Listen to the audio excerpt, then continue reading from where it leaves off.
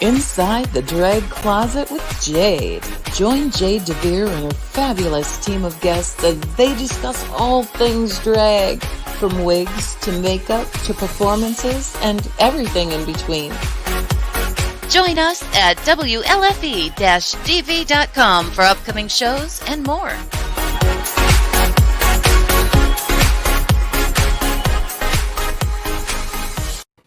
Well, hello there, kids. Welcome to Inside the Drag Closet, the show where we talk about all things drag and some things that aren't. Who knows? We're really just here to have a good time. I am your hostess, Jade DeVere. My pronouns are she, her when I am in drag, but when I'm out of drag, my pronouns are he, him. That's something we're going to try to normalize a little bit more on this show. I'm so glad you're all here with us this evening. I'm excited to get started. We have a fabulous group of guests this evening. We have the fantastic VOLKIE Versace joining us. I'm so excited to kiki with her. And someone I look up to a great deal. She is such a dramatic, beautiful creature. Her name is SLEIGHER. I'm excited to chat with her as well. We have two Woo Girls of the Week this week, Kristen and Katie. They come as a package deal because they are besties. And of course, my fabulous co-host this evening is the incredible Anastasia Diamond. Now, you might be noticing something a little bit different about me. Who, what, where? I've already explained who I am. My name is Jade DeVere. I have been doing drag for over 10 years now. What am I wearing? Well, I have a nice little outfit I had gotten for Pride this year, but unfortunately we are not performing right now. But something I do want to talk about is this hair. Yes, this is my natural hair. I know what you were thinking. That's crazy. No, I'm just kidding. My fabulous friend Marcus created this hair for me. Let me grab his information for you. Marcus is a fabulous hairstylist. He actually did this hair specifically for me. He has been working on wigs for quite some time. Here are some of his pieces. I picked the ones that I personally want. Marcus, I want this in purple, just so you know. He loves working on some drag hair. Look at that. I am obsessed. So yeah, hit him up. His Instagram is at Marcus_17 on Instagram. And he is this handsome young gentleman right here. I adore him. I actually got to go to his studio this week, which was on the 25th floor of a building. I am terrified of heights, so that was an ordeal I had to work through. And I did, and everything was fine. I already have some fantastic comments going on. What is going on here? This is great. People commenting on my hair. Robin Thompson, excited to see Kristen and Katie. It's going to be fabulous. We are so happy you are tuning in every week here on WLFE-DB Radio for Inside the Drag Closet. That is where you can find me. I also have my YouTube series called Just Ask Jade, the show where you can ask a drag queen anything. Now, unfortunately, I kind of forgot to post my video this week. I do videos every other week. So if you would like to send questions in, you can always do that at ijustaskjade@gmail.com, which I forgot to make a banner about, but don't worry about it. If you have any questions throughout the show, you can always send them to insidethedragcloset@gmail.com as well. If you like the show and would like to contribute to the show, my Instagram and Venmo are right below. They're both at Jade DeVere. You know, the show does cost money. Feel free to send me a tip, but make sure you put in the comments section that is for Inside the Drag Closet. So I want to keep the show moving right along, and I want to bring out my co-host for this evening. She was one of my favorite people on the planet. So kids, put your hands together for Anastasia Diamond. Hello, hello, hello. Ooh, look at you, How are Katie. you, darling? I am good. Trying to give a little bit of a whips and chain fantasy tonight. You know what is Pride Month? Well, you know, a little bit after Pride Month, but this was the weekend after Pride for Hagerstown, Central PA Pride. So, you know, I'm trying to represent for the leather, the bears, the femmes, and the drag queen. All in one. She's just trying to do all of the things, and I am here for it. Yes. So, Anastasia, give us a little who, what, where. Oh my goodness gracious. So hi everyone, my name is Anastasia Diamond and I am black. Um I never knew. yes, girl. Just an FYI. I am from Chambersburg, Pennsylvania, but I primarily perform all throughout Central PA. I've gone all the way up to Northeast PA at Heat. I've also gone all the way down to West Virginia. Glad I survived. But that's a little bit about who I am.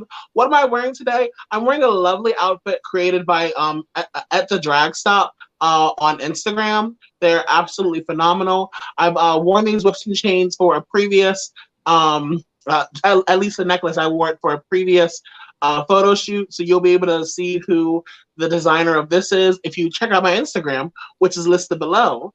Make sure to follow. I follow for follow.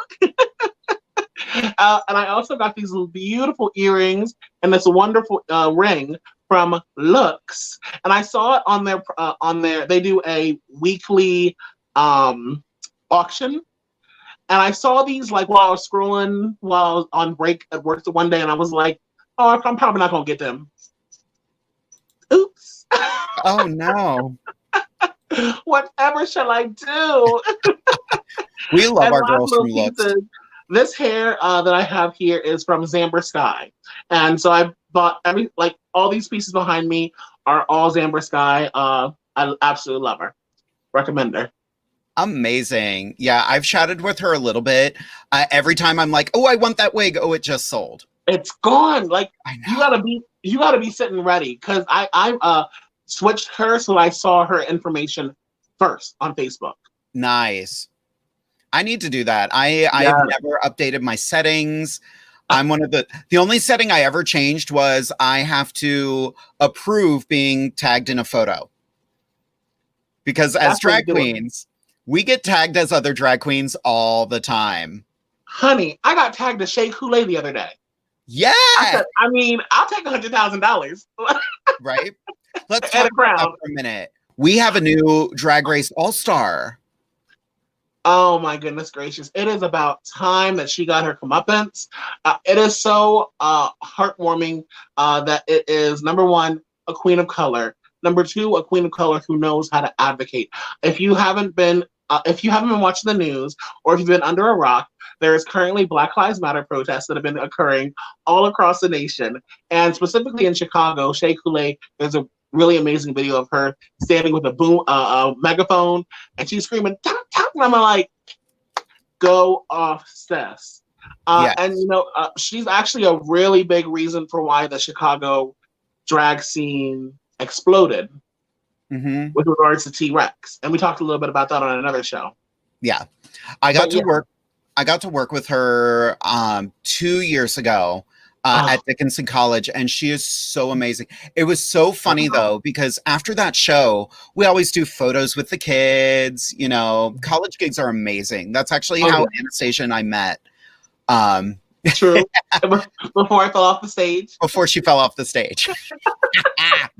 But it was so funny. We're all doing photos with the kids, and we all start looking around. We're like, where the hell is Shea? We go back down to the dressing room. She has completely taken off her drag, but she still has her face on. She's like, bitch, I got to get on a flight and I got to go. But I want to get photos with all of you. We had so much fun. Wow. Holy crap. Yeah. She was literally going from gig to gig to gig. And like, that's the hustle right there. Yeah, seriously. Well, and that's the tune that I hear a lot of, from a lot of different, specifically, I'm saying a lot of, but I really just mean you and Derek. A lot of Drag Race insiders who are, they assist drag queens. I mean, even with Aja, whenever she came to Central PA Pride, she was literally going from a gig to another gig. And because her manager messed up her schedule, she didn't have the right equipment. She didn't have the right costumes, the right set list. So, I mean, these queens, they're literally working for every dollar that they are earning. It's crazy. I had so much fun. My fun experience with Aja that weekend was I went and picked her up at the airport. The president of the Pride Board called me. He was like, hey, something came up. I can't go and pick her up. Can you please go pick up Aja? Oh, my God. So And we had such a laugh about it because she was coming in to Penn State, which is about 2 hours from me. Yes. And so we drove up to Penn State to the airport up there. Met Aja and her manager. They were super fun. We were having a great time in our old car. And then we took her to Sheetz for the first time. Yes. But we get in the car and she's like, oh my God, I'm so ready to just be in the hotel room and relax. And we were like, well, girl, we got a 2-hour drive. And she was like, What? She was coming from Brooklyn and she didn't realize their flight took them to Milwaukee, then to State College. Oh my God. They could have driven here in 3 hours, but instead they had a 5-hour flight and then a 2-hour drive. I would have laid his behind out. Oh, she was not happy at all. And we were having the best time. Well, but then she found out at that same moment that Pride was all ages. Yeah, we were chatting in the car and I was like, hey girl, how you doing? It's such a fun all ages event. And she was like, what? I don't do all ages. I do my set that I do. And I was like, I'm just going to keep my mouth shut. He said, well, I guess that's the last thing that I need to say to you. Go ahead and try and take a nap, young girl. Yeah. Well, and again, it wasn't her fault. Their communication issues happened. And, that's why, like, whenever I get a contract for something, I forget what college I did, but it was very adamant that they were like, do not touch the guests.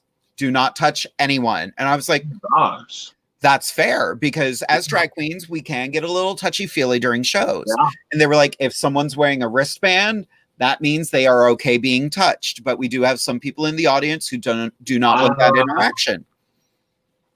I was like, that's fair, Yeah. I want all shows to have that because that would be amazing. That's something else I'm not going to pay attention to during a show. Yeah, I also don't pay attention to whether or not people are done eating their plates or not. So if you come to one of my shows, you better make sure your plate's empty whenever I walk by. Same. Because if there are fries on there, they're going to disappear. They're gone. Yeah. Speaking of shows we do and stealing food from people, how much does it say? One of the same. Exactly. Let's talk to two of our biggest fans. Now, these two girls are Woo Girls of the Week. They come as a package deal because they are besties. We love them. They come and support us every month at Divas Down Under and hopefully will again when our show reopens. But let's give to you Kristen and Katie. Hello. Hi. So we'll start you with stole my beer at that show. What was that? You drank half my pitcher of beer at that show. I felt some type of way when I came back. Just throwing that out there. It wasn't food, but it was beer. That's more precious than French fries to me. How dare you leave it unattended? Period. Exactly. The funny thing is, I don't even drink that much very often, but like... I was shocked when you grabbed it. Oh, listen, I made a career out of drinking alcohol. Years ago at my old job, I would frequently get into drinking contests with people.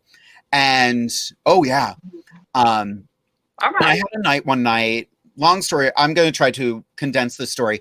I had guys, I was playing a drag character, and these guys kept using the term faggot. Oh. And I was done. That is the one word that like sets me off. I don't like that. I was called that when I was little. I'm not cool with it. Wow. They also started using the T word as well. And I'm like, no. And I was like, okay, I've got a whole table.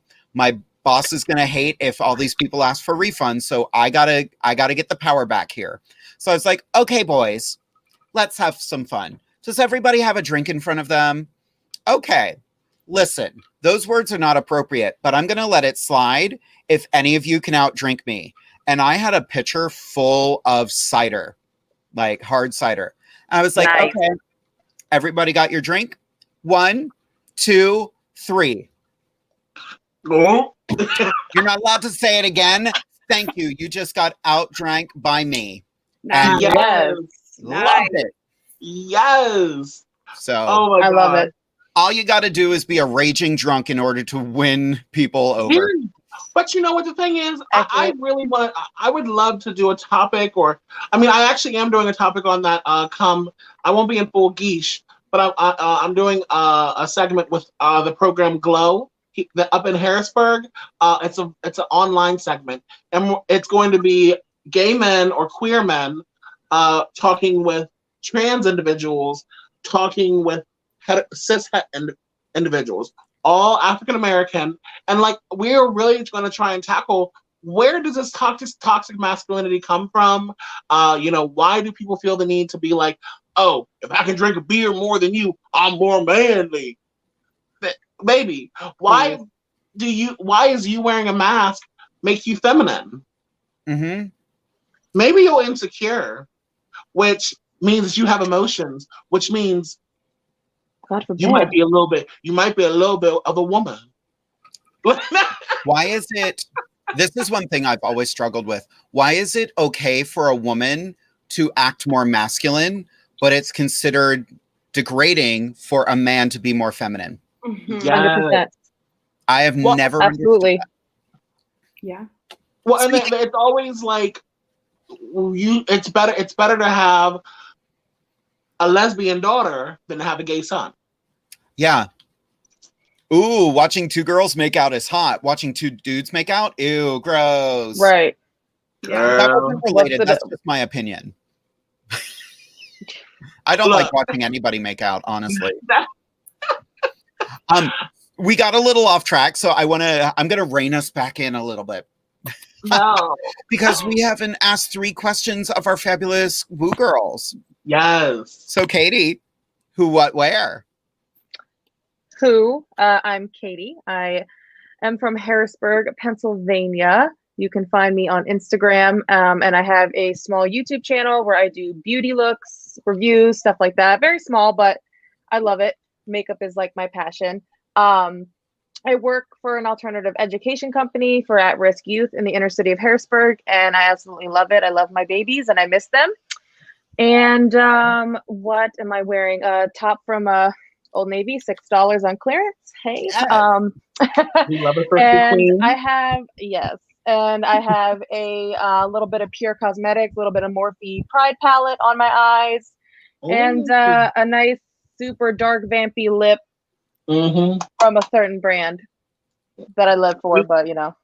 I'm picking up what you're putting down. Listen, I can't be wasting all the coin I spent, okay? No.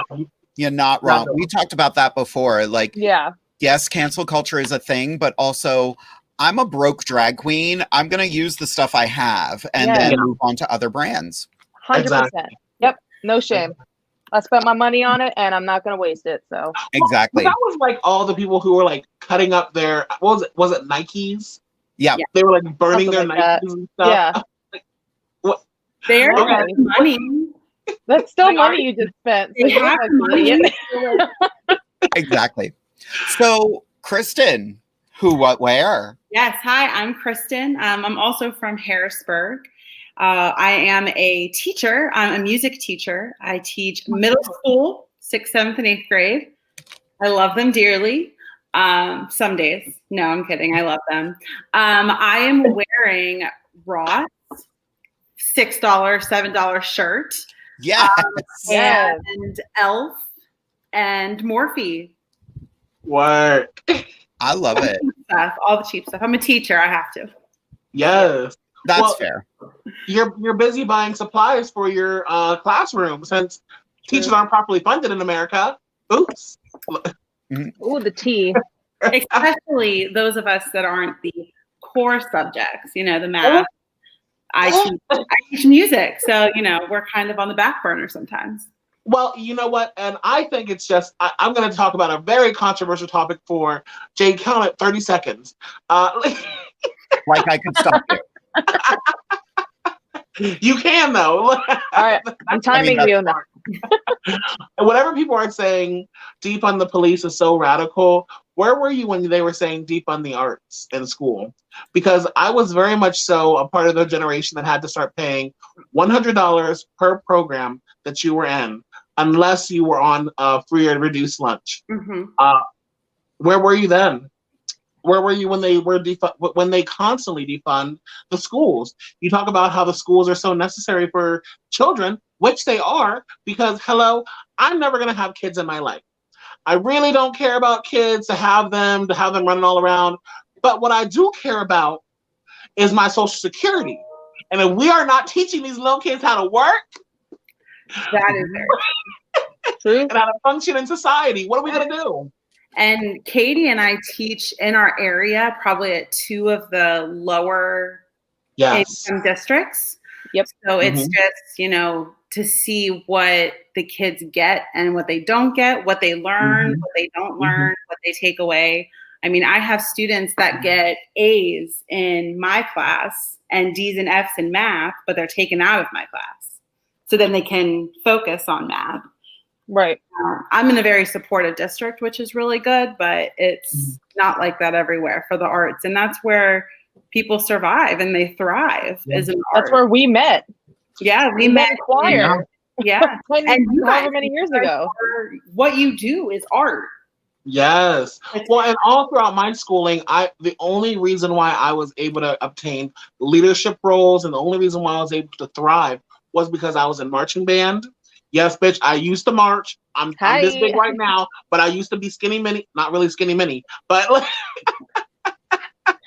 marching band, glee club.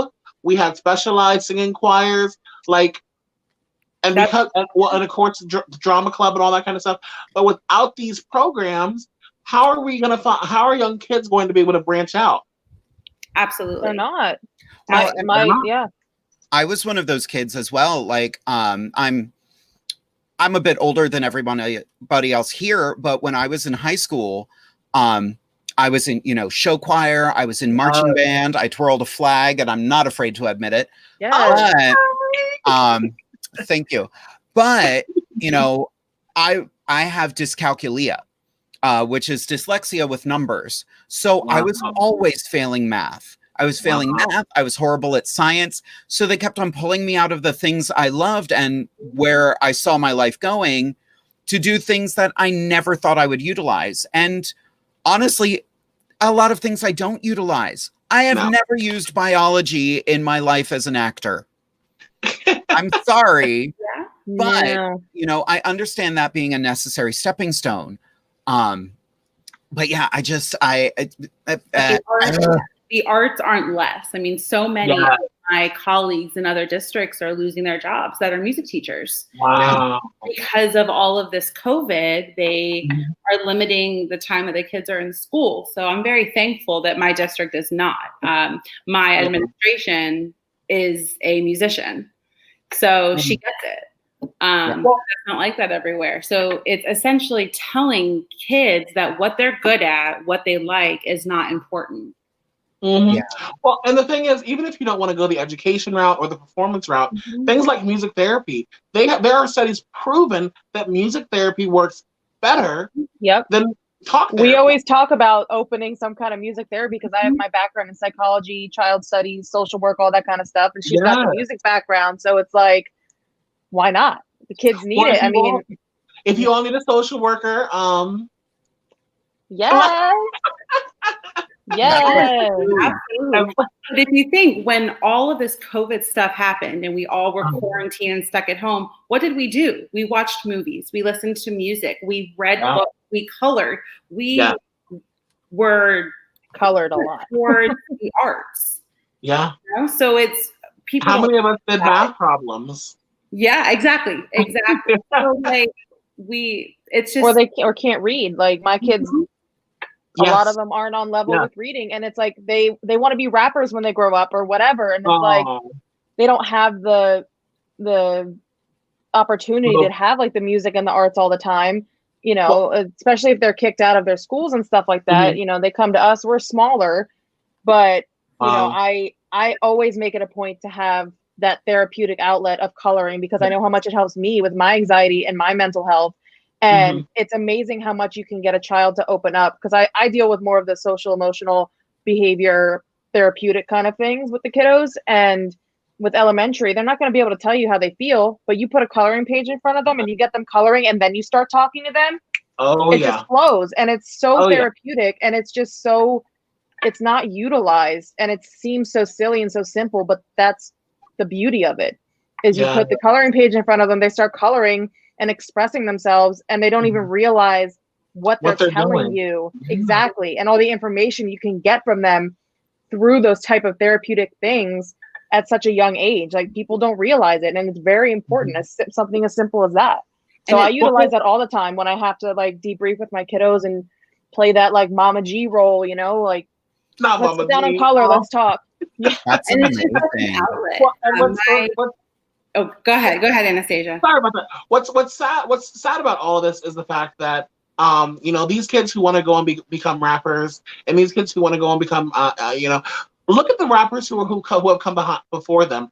All of them have always stated, go do your education, become learned, you know, but the vocabulary across the board, not just for these kids, but across America, we do OMG, LOL, and OMW. You know, we speak in short text. So I just saw one of my colleagues just posted on Facebook, am I the only one who's forgetting how to spell? Legitimately. It's true. And it's true. Or they don't know cursive, like something. Oh, they don't know cursive. They took that out. They took that out of their curriculum. Now they're bringing it back, but they took it out of the curriculum for a good like 4 years there. But for a lot of these kids who you are both working with, they do not have a library to go to. There is no librarian. What school do you all know of that doesn't have a librarian or a library? I think it all just goes back to, you know, we need to keep funding the arts, funding education. Like, I think, you know, I saw a wonderful meme this week that keeps saying, defund the police is not the right, it conveys a wrong message. Reappropriate the funds, I think is better. And, you know, I understand, like, it is a very polarizing statement. People are like, you know, there's now a political ad that just says in Biden's America, the police won't be available. No. That's not what that means. They're using America during Trump's rule to what? Yeah. We're not going to go there now. I'm going to go to some of the comments. I'm regaining control of my show. Was that 30 seconds? That was. We need an adult here. All right, we are adults. I'm not qualified for that. Right. Yeah. It's summer. I'm off duty. There you go. Miss G mode is off. And you said duty. So we did get some fabulous comments going back to our conversation about, you know, masculinity and femininity. I love this quote by Billy Porter. We've moved beyond the idea that women wearing pants is a problem. Thank you, Katharine Hepburn. Women wearing pants is powerful, it's strong, everybody accept it, and it's associated with the patriarchy. It's associated with being male. The minute a man puts on a dress, it's disgusting. So what you are saying, men are strong, women are disgusting. I'm not doing that anymore. I'm done with that. I'm a man in a dress and I feel like wearing a dress. And if I feel like I want to wear a dress, I'm going to wear one. Yeah. Spelled it out right there. We also got some cute little heart smiley face emoji from Alex Segal. This is the fabulous Miss Asia Monroe. She will be joining us on August 19th, right here on Inside the Drag Closet. I'm so excited to get to chat with her and get to know her more. Anastasia is on it 100%. Speaking the truth, sis. Yeah. Yep. Lot of wonderful statements. Long live the arts from Sean David. Yes, Anastasia, marching band members unite. I was in the drum line. This is from my fabulous friend Josh. He has actually signed up to be a Woo Girl of the Week sometime soon. Nice. I don't currently have him on the calendar, but don't worry, Josh. We're going to get you on. I'm going to put you on an episode with Anastasia because... Is he single? I like getting people together. Just saying. Is he single? Wait, let me zoom into this. Hold on. Josh is single, so just saying. Gianna Pantano. Yeah. Do you know That's her? my best friend. Yeah. So she's my I'm sorry. She is my best friend. Obviously other than Kristen. But we've known each other since we were 5. She grew up in Harrisburg. She's now out in California. She is a animator, character designer. She actually just had a Hulu show drop called Solar Opposites. Yes. And so she designed the majority of the characters in each episode. And if you follow her on Instagram, she releases all of her character designs, and you can see she drew like half the characters in every episode. So I'm so proud of her. I have to shout her out. I'm sorry, but she's doing amazing work out in LA with Solar Opposites and other shows she has dropping next year. So I'm so excited. Gianna, if you'd ever be interested in, doing a little art piece for some of the queens here on Inside the Drag Closet, I would love to work with you on something. Just let me know. She's been to your show too. She came when she came back from came home for Christmas. She came with me and Kristin and our other friend Angie, and we went to your show in January, and she was there.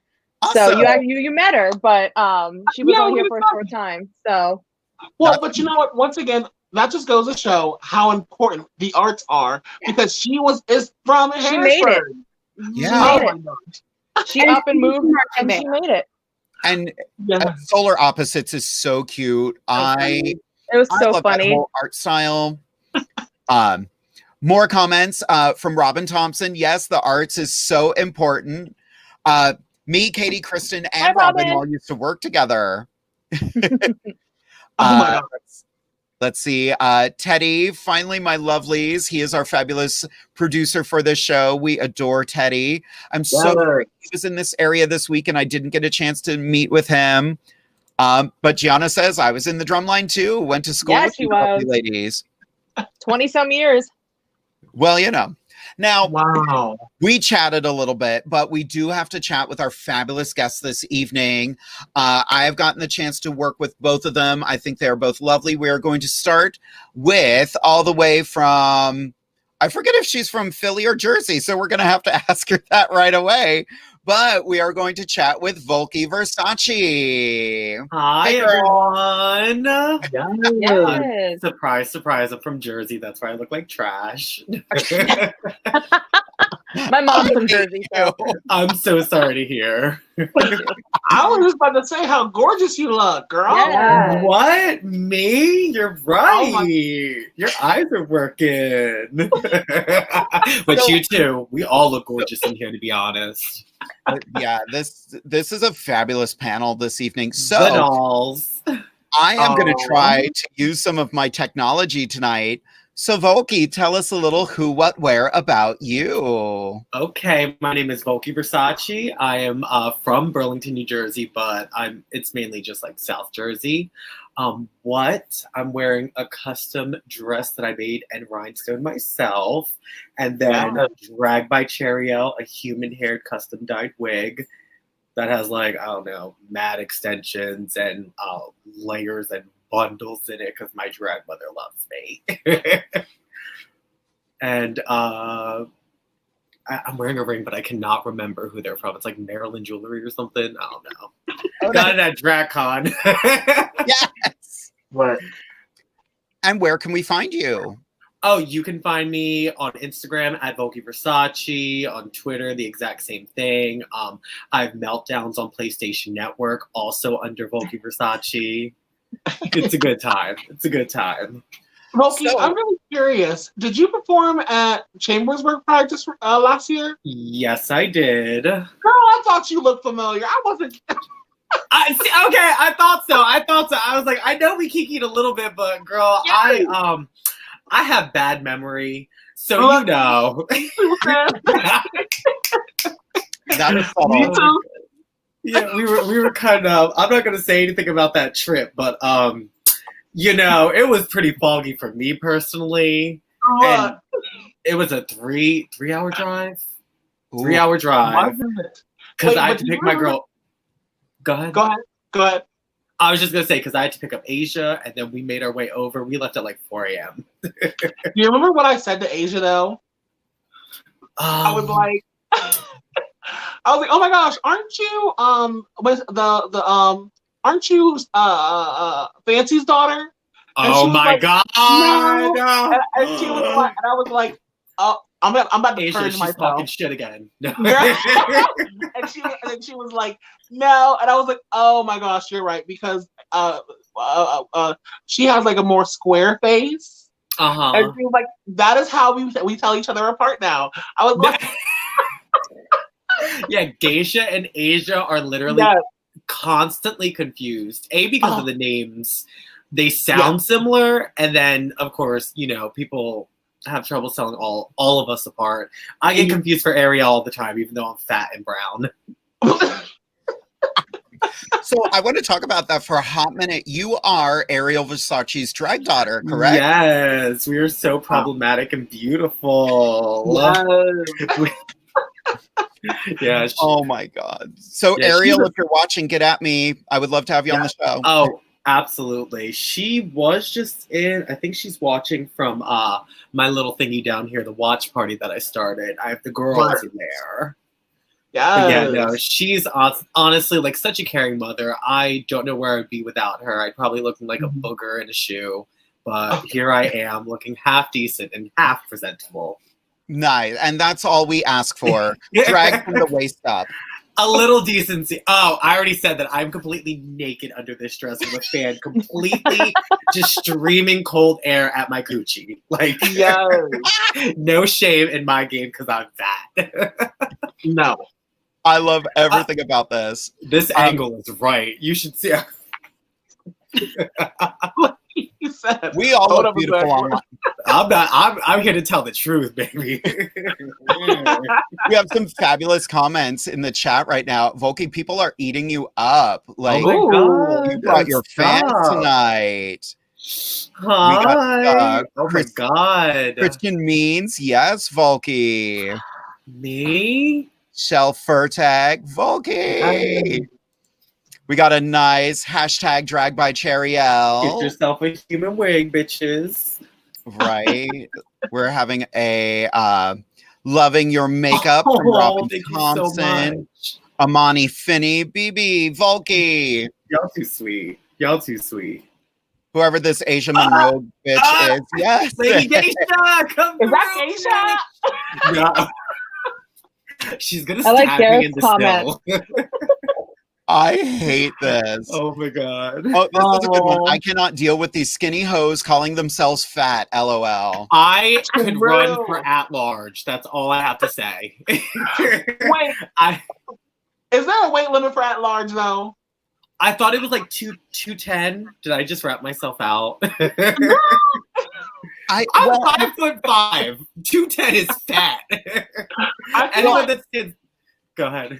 And it's tricky too, because like for those who don't know, in different pageant systems, there is the standardized title, but then there's the at-large title when you have to be a more voluptuous. Okay, you have to be of a certain weight. Say it. But I have heard horror stories of this is disgusting, and I'm so excited to have this conversation. There are horror stories of girls taking rolls of quarters to increase their weight to run for the more plus size categories. And their booty hole? Girl, they do a cartwheel and it's like, oh my God, they do a cartwheel and it's like Sonic. I know, you didn't want some? They can have some of mine. I'll give it. Yes. That is, right? That's you don't need no quarters. You can have some of mine. Damn. Now, I want to cycle back around because we do have our woo girls here. First of all, I want to point out, this makes me so happy. Oh my God, miss my chocolate crew. Hi, Kara. Y'all are amazing. From Kara Hess. We all miss you so much. We all used to work together, and before you start thinking that was a comment about, race, no, we all used to work for Hershey. I just want to clear that up. They were talking about Anastasia and me. Yeah. We're the chocolate caramel swirl though, baby. Yes. Yes. Now, Katie and Kristen, I'm going to throw it to you. Do you girls have any questions, not just for Volkey, but is there anything you ever wanted to just ask a drag queen? Ooh. Kristen, go for it. So I guess for me, being a music teacher and I'm a singer, like that's like my main thing. When you guys are lip singing, do you like breathe like with the singer? Like, do you know what I mean? Like, Does that make sense, that question? Oh, absolutely. Okay, all right, good. Yeah, I like to learn my music by like belting it in the car. One good example of this, and it's weird that you said this because I was thinking about it earlier. Pink does it all the time. She has such weird breathing methods for her music. Yeah. And Love like her. I'm not dragging nobody, but when somebody does the Pink song and they're not doing the before everything starts, I'm just like, so you don't know. Yeah, So because you like don't there's such a difference. Like my students are big into like the TikTok world. So there's like the lip singing that they do, which it's just like them mouthing the words. But Mhm. it looks real. So I was just curious, like if that's something that you like really work on when you learn your music, like breathing with the Some of singers. us. One of my favorite numbers to perform is the Queen of the Night aria from the Magic Flute. Okay. And if you don't... You better. I'm sorry. You better. You better. That's all I gotta say. I found a heavy metal version of it. And it's by an artist named Patrizia. You need to share that with me. I need to check that out. I will, definitely. Honestly. The funny thing is she did a music video, but she's dressed like Carmen. Okay. And I'm like, that's a completely different opera, but whatever. It's not German, but let's go. Right. It's a fabulous look, but I love performing that number. And my friend Paula was just like, girl, you not only hit that number, but like I do the quiver, You better. Yes. The funny thing is, as someone who did come from a theater background and used to sing, I can't sing like I used to because I'm wrecking my voice lip syncing. Oh, that makes sense. Okay. Yeah. I ruined my voice just through regular singing. I used to sing, I was in 2 a cappella groups in college, and I had previously lost my voice. I started to lose my voice in like 9th grade, but in the a cappella groups, I was singing literally every single day except for Saturdays. Mm-hmm. And so in my junior year, I like sing in the car and I'm like, where did you go, girl? Girl, I'm so a ugly now. I'm a voice teacher. I'll help you out. I'll help you. I got you. We'll do vocal lessons after this. Lessons. Come on. So, Katie, do you have any questions for us? Well, that was a good one. Mine's kind of like lame.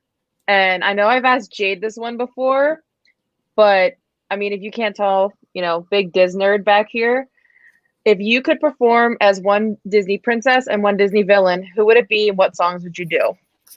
Jade, I know you would do Regina, but I'm talking like Disney Volkey, go ahead and classics take this one. animated. Oh, okay. Well, I have my Disney villain because I perform Maleficent like it's my God-given right, and I just did it on Sunday.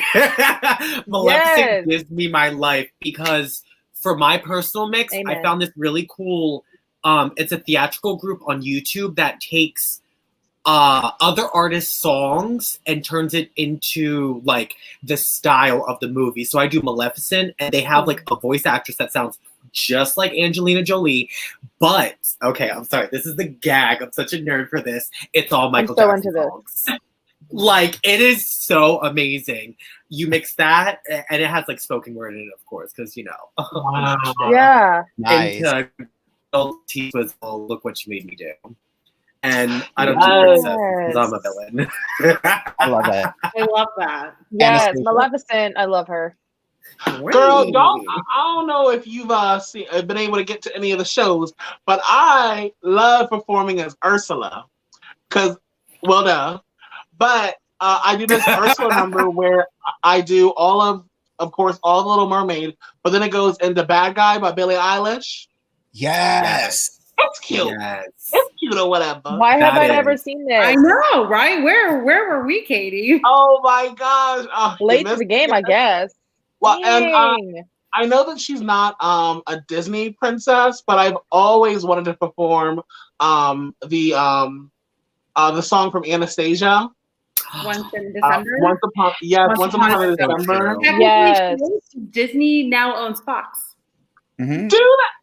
This is So true. technically, she is now Disney. She's a princess. Yes. I don't see The her movie that appearing in everybody the park thought was anytime Disney. soon. Oh, No. oh. But Probably not. But we do find coronavirus coming up in a park real quick. Look, mhm. I actually, Princess Corona. look, I Princess Rona. yes, That's where Rapunzel's from, Corona. I Oh was my just God. listening to. I have my Regina mix that I just redid because the song I do, Mayhem Miller performs it all the time, and the song is called Drama. But I'm like, she does Yes. that number so well, and I don't want to do a knockoff of what another queen is really good at doing. So I redid my Regina mix. I took out Drama and replaced it with Total Eclipse of the Heart. Oh. Yes. I So- love your Regina. Oh my gosh. Yeah, it's so much fun. I love that character. Volkey, we are going to move to our second guest, but did you want to leave us with anything before you head out? Well, I just want everyone to know that I own a ball python and it farts and scares me. So if that happens during this, just be ready. I didn't know Snake farted. Girl, let me tell you, I had to Google this. Not to sound Because I thought- stupid, but I thought a demon was coming out of like the corner of my room, and as I'm getting closer, all I see is her tail whipping and just full force, like something I couldn't even produce. No. Astonishing. You're all welcome. well, the more you know. The more you know. That was educational. You learn something every day. Yes. Well, Welcome to Volkey, we're going to BBC. move you backstage now. I'm so excited. This ain't the only BBC in the chat, girl. But yes, we are gonna bring you back in just a little bit. Oh my God, we are getting so up that we're definitely not Okay. ending at midnight tonight. Just giving you a heads up. I But don't know what to be. thank you so much. We're gonna chat with you in just a little bit. All right, okay, girls, you all have to show your Starbucks cups because I can't deal. Wait, but the other guest. They No. are related. Okay. All right, we're gonna Hey, rights. Volkey hang out backstage for a little. I'm gonna go pee. Nice. Oh my God. This Love show her. has gone off the rails. I hope everybody out there is having a good time. I'm so excited for our next guest. She is, her aesthetic just astounds me. And it also helps that she is such an amazing person. I'm super excited to chat with her. Everybody, I give to you Slayer. Oh, hi. Also, I'm mad. Yes. Hold on. I'm mad I wasn't here for the cup clink. Thank you. Shut the hell up. Dude. Everyone has this damn cup. Starbucks, just so you know, I am looking for sponsors. Yes. All right. Yes. So Slayer, Hi. tell us a little who, what, where. Who are you? What are you wearing? And where can we find you? Okay, well, hi. I am Slayer. It's like Buffy the Vampire Slayer. This is me with a steak, but it's not a steak. Anyways, so yes, I am Slayer. I'm formerly a Orlando club kid. I currently reside in Reading, Pennsylvania. I moved up here because I fell in love with a man. He's so beautiful. Anyways, so now I live up here. I work retail. I also make these beautiful yarn wigs. If you're interested, hit me up. I know Jade has one. But yes, so right now I am wearing a yarn wig made by me, and then this beautiful metallic red and silver garment that I got off of some Facebook group, and some jewelry from a brand called Le Boubin, which is a trans-owned company. So check them out. And my makeup is very ragdoll, possessed by the devil, but she's here for a good time. You know, and I'm using my chaotic pride palette for the whole look tonight. I love it. Slayer, your aesthetic is so amazing. Thank you. And your wigs, like I have one of your wigs and I absolutely adore it. How long does it take you to make one of those wigs? Stole my question. That is a great question. So it really, really depends because there's multiple types of wigs. And I'm just going to let you in on a secret. I've never talked about the construction of my wigs publicly, ever. So this Which is is smart. exclusive for you. So this one, the Sally one that I'm wearing, I normally wear this when I do Sally from Nightmare Before Christmas. So Disnerd, I represent, I see you. This one is hand sewn, and each strand is 2 yards long. So this one took a total of altogether, like not including breaks, this one took 72 hours to make. This is the very first wig I ever made. But my other ones, which hold on, I can grab one to show you. Okay. My other ones that I make, like this one that has not debuted yet, these are built on like a helmet style. And these ones take anywhere from 3 to 9 hours to make. So wow. There's lots of different types, and it really depends on if I have an idea in mind or if I'm just playing. Slayer, I love that wig that you have that's black and purple and goes all the way past your butt. So like it looks like a ponytail. Yeah, with the swoop bang. Yes. I love it. Well, I was gonna comment. I was backstage, so I don't know if you could have seen me, but you were talking about when you did your Ursula number, and I wanted to hop in and be like, remember how I did Bad Guy literally right before you, and you came up the stairs at Ursula like, bitch. I was like, oh, what the hell?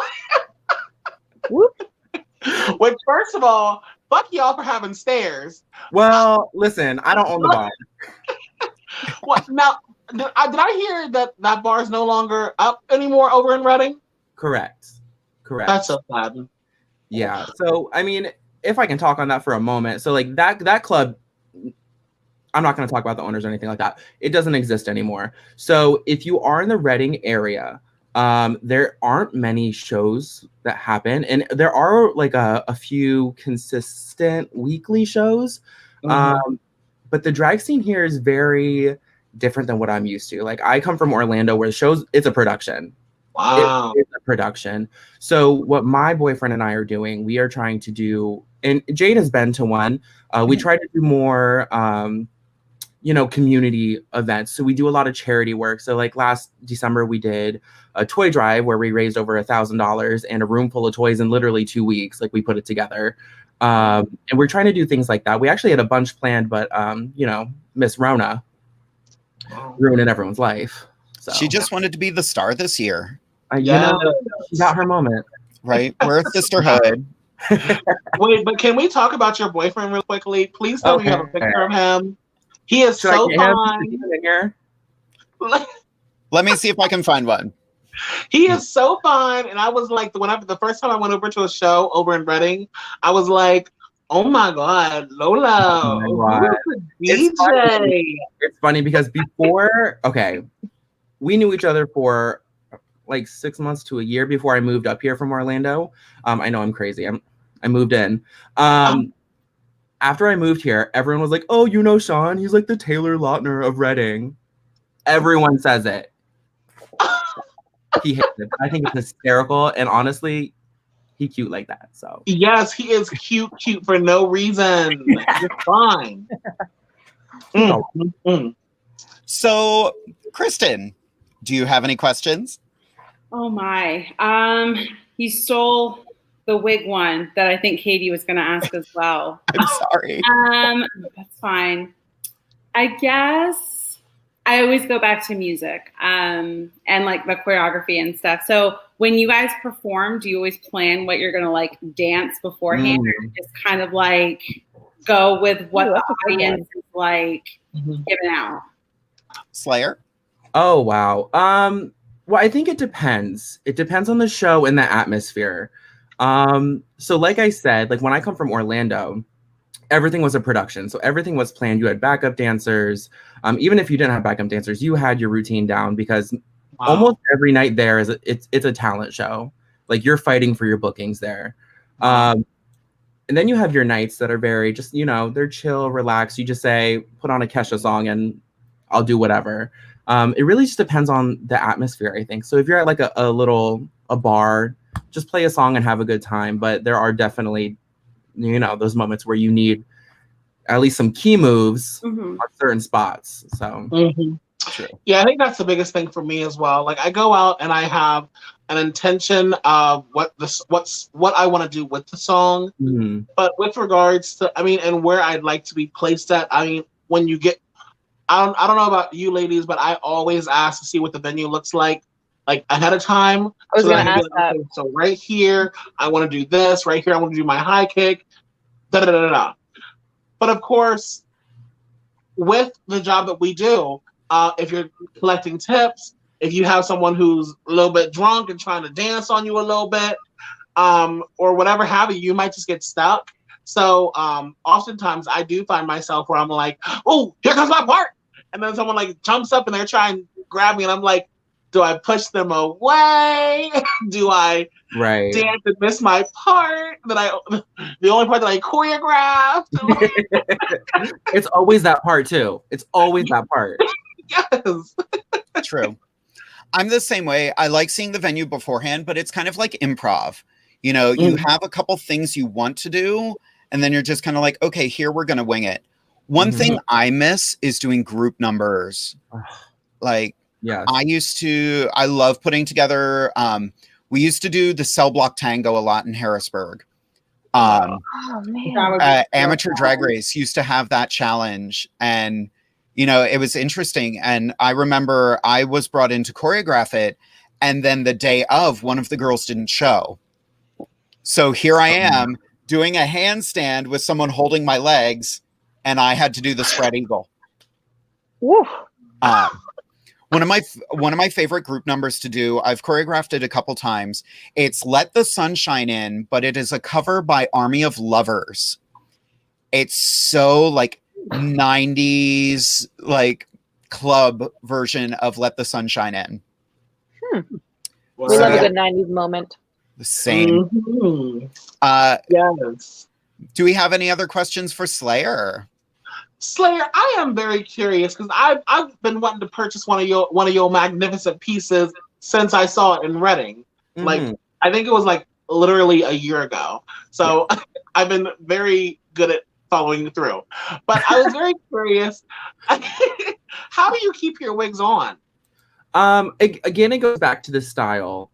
So I know Jade was here earlier when we had our little get ready kiki. This one, because it's hand sewn into a wig cap, this is my hair. But anyways, it's being held on with some real strong duct tape, name brand duct tape.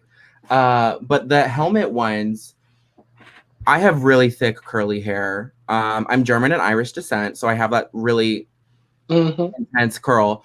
So I can get away with just spraying the inside of the helmet style ones with like a little bit of spray adhesive, and it's stuck. Like, it's on my hair because of the texture.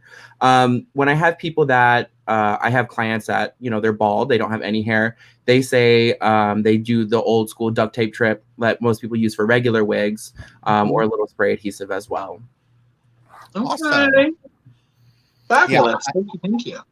I love my wig. Like, I wore it for my YouTube series once, and by the end of it, I was just there filming for like an hour, and I was like, oh my God, my poor brain, I hurt. Yes, they can be heavy. And I remember when we were at the Christmas toy drive, and I was like, I don't even like this wig. Do you want it? Just take it out of my sight. I can't. I have been so good about telling people you did not give me that wig. I've been saying, yeah, she didn't charge me full price. There it is. The fallacies and tales. Exactly. Oh, we are going to have you back for the end of the show, Slayer. I have had so much fun getting to know you a bit more. Actually, most of us are going to move backstage right now because I am giving the floor to Anastasia. So be back soon. Ooh, what's poppin', y'all? What's poppin'? So I just learned of something brand shiny and brand new. And it is called it was through the director of the NBJC, which is, I believe, located out of Philadelphia. I'm not 100% sure, but the organization works with individuals and works to advocate for individuals who are Black and queer, specifically Black queer men and Black trans individuals. And with doing a program with them, it was very interesting because we got to learn about no promo homo laws. And that's a term that I had never personally heard of myself. So if I hadn't heard of it and, I hadn't heard anyone around me speak about it, I thought I'd want to bring it up to you all as well. So I wasn't even familiar with what a no promo homo law was. So a no promo homo law NOPROMOHOMO, is a law prohibiting the promotion of homosexuality. They are local or state education laws that expressly forbid teachers of health or sexuality education from discussing LGBTQ people or topics in a positive light. These laws are primarily applied in 6 different states here in America, and those 6 states are Alabama, Louisiana, Mississippi, Oklahoma, South Carolina, and Texas. In Alabama, in terms of sexual health education, classes must emphasize in a factual manner and from a public health perspective that homosexuality is not a lifestyle acceptable to the general public, and that homosexual conduct is a criminal offense under the laws of the state in Alabama. In South Carolina, health education may not include a discussion of alternate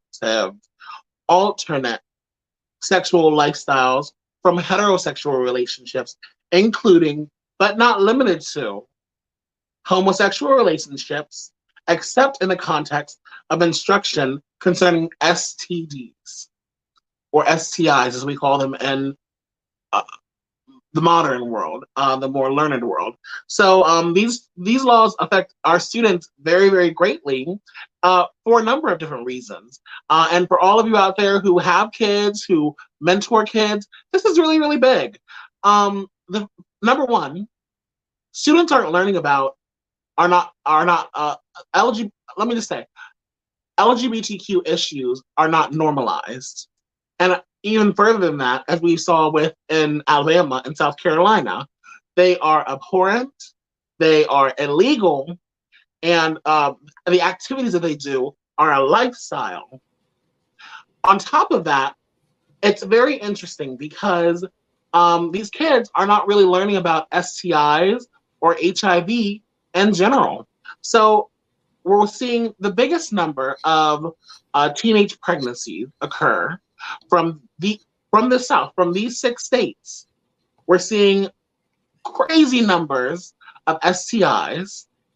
And the biggest thing is that 46%, I believe that's the number. I apologize, I'm not for the 2020 numbers, but just under half of the HIV diagnoses throughout America come from the South. And it is fully and only based on the fact that they do not provide any education whatsoever on STIs, HIV, LGBTQ issues, or they do not provide a comprehensive sexual education to any of their students. That's so shocking to me. You know, there's that phrase that always goes around, can you hear us back there in the 50s? And it reminds me of that, you know. One of the things I saw this week, and one of the memes that is going around on the internet right now, is Christians should be the first ones to wear masks and to take care of themselves. And this I kind of lumped together because this isn't just, you know, all of the issues going on right now, they're not just a one-person issue, they're a community issue. And you know, sex education is not just, you know, our kids are going to go out and have sex. No. Your kids are going to have sex regardless. Make sure they're doing it safely. Gay, straight, doesn't matter. Exactly. Well, and the biggest thing is, so the link that is right below here, the glisten.org/policy maps, that goes to different, it has different maps on there, enumerated anti-bullying law by state. So states that specifically state that people, it is a hate crime for kids to be bullied for their sexuality. There are some really positive things out there. You know, non-discrimination laws protecting queer students, transgender inclusive high school athletic association policies. This map down here, go look at that map if you have a chance to. I'll put it. Come message me afterwards. I'll get it to you. but there are several maps that can show you the states that you really want to move to. So, and the states that you might want to avoid. But yeah. I forget what state it was, but there was just I should have downloaded it. There was a state that one of their politicians just passed all of this anti-bullying legislation. One of the things got rid of the panic defense. The panic defense, for anyone who doesn't know, is there have been men for years saying, this guy hit on me, so I panicked and killed him.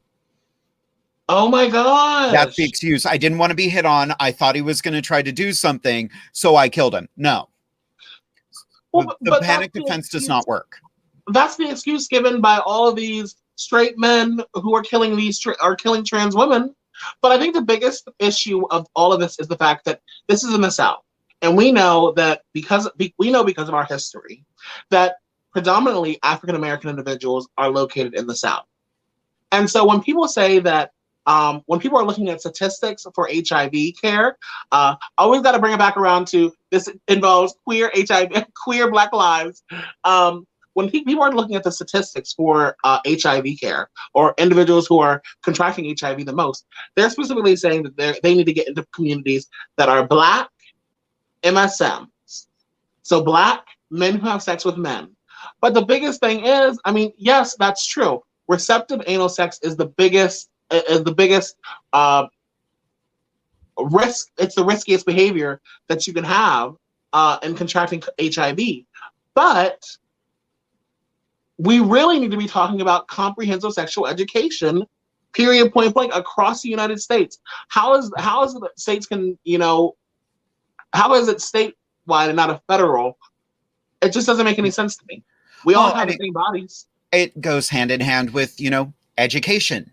Yes. Education needs to be funded better. You can't constantly defund education and then expect, everyone to turn out perfect. That's case in point.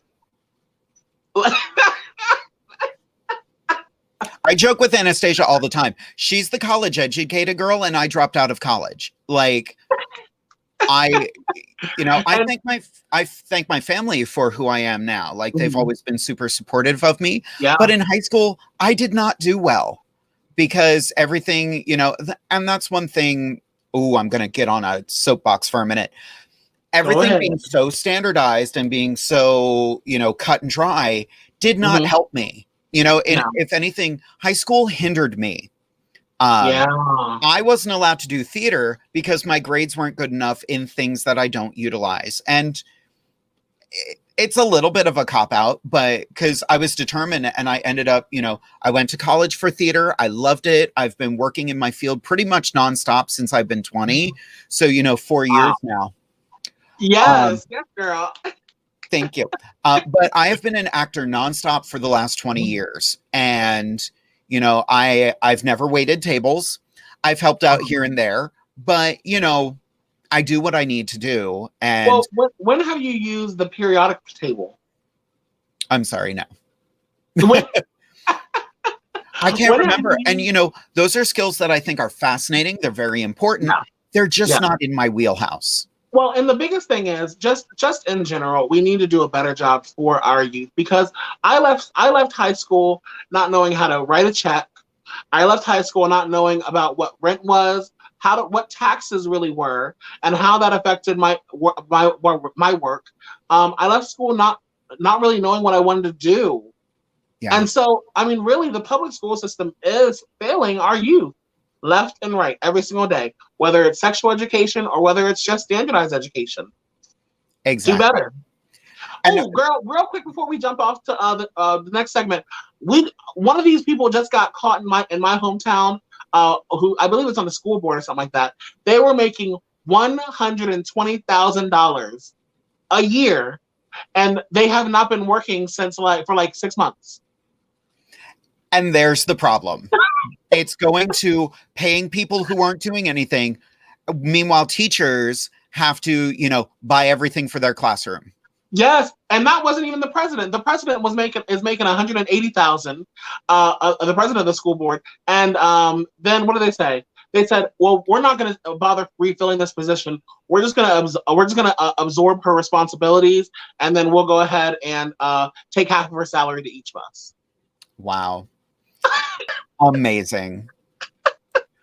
Anastasia, every time you have your segment, I feel so much more educated, and I love everything about that. Thank you so much.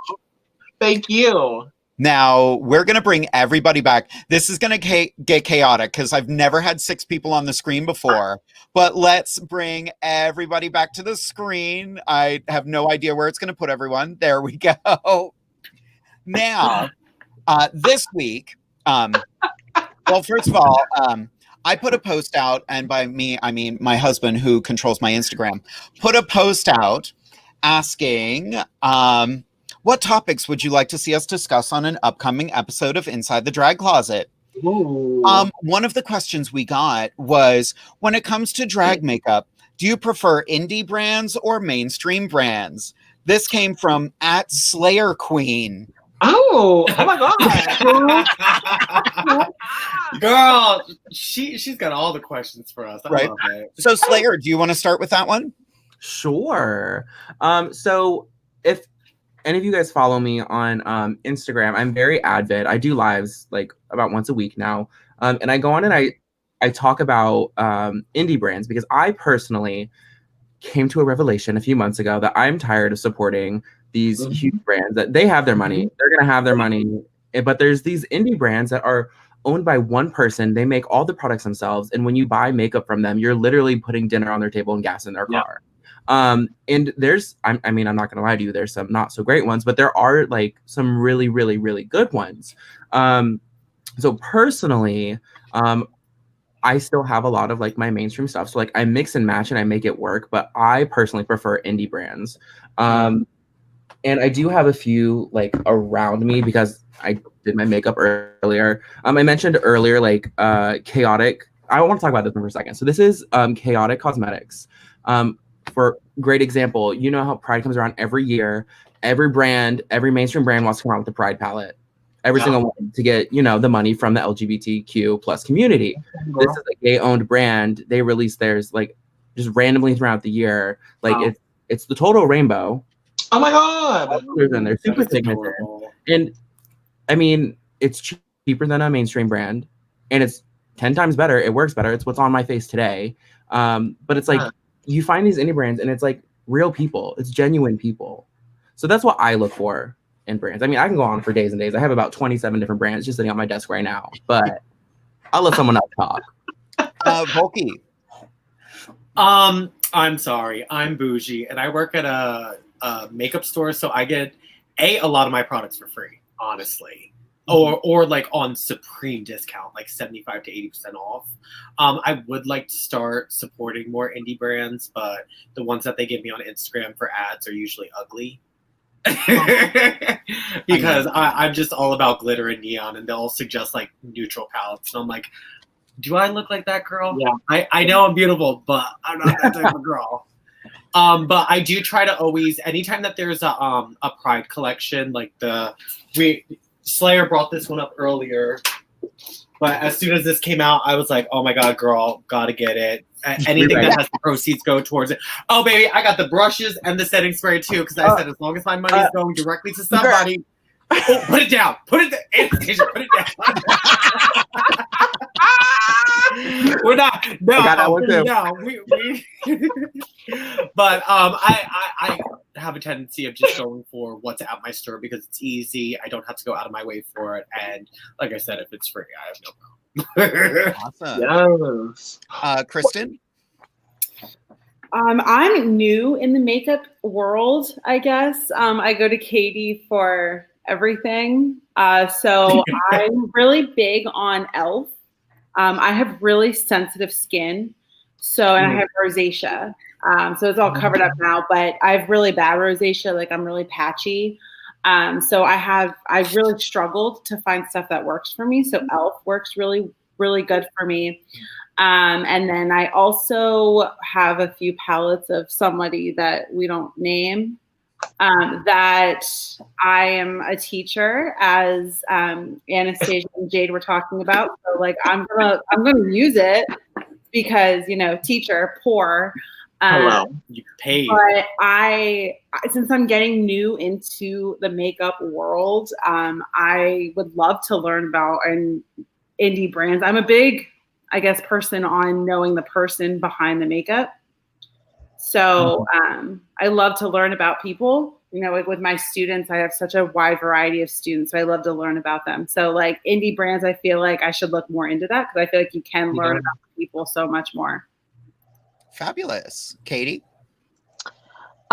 So I'm a little bit guilty of going towards like the mainstream. Like I do have Morphe and He Who Must Not Be Named and stuff like that. We can say Jeffree Star. Like, I have all of our viewers. All of our viewers are gone. Gotta go.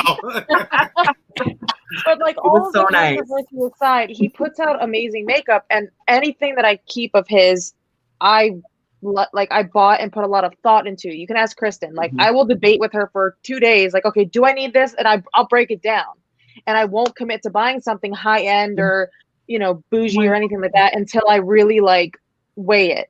I definitely do want to get more into indie brands. I tend to gravitate more towards still, I guess, mainstream brands, but I like to support YouTubers that I think are positive in the beauty community.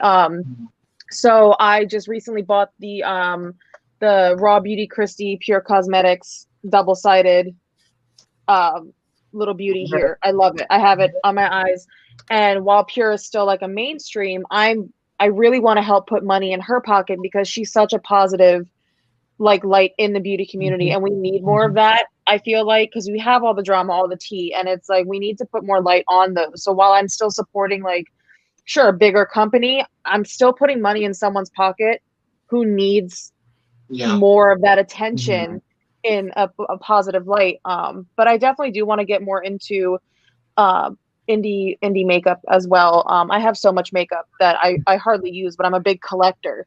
So I'm into packaging and stuff like that. Like we were just talking before about like Juvia's Place, like Black owned makeup companies. I'm trying to see more and more into. I have that highlight on today.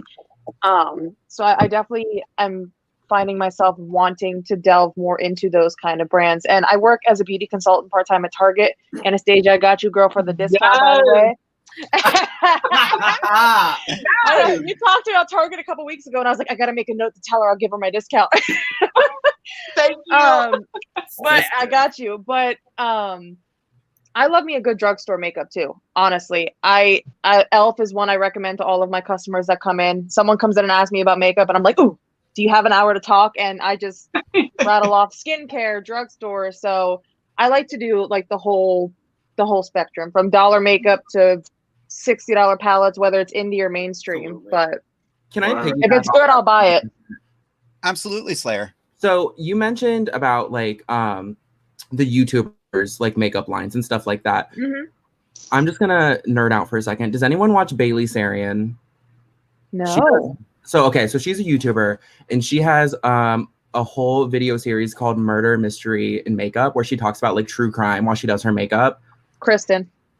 I'm blown away every single time. Anyway, I know who you're talking about. She's sickening. Slays. Talks her about makeup is like so mass good. murder while she's doing it.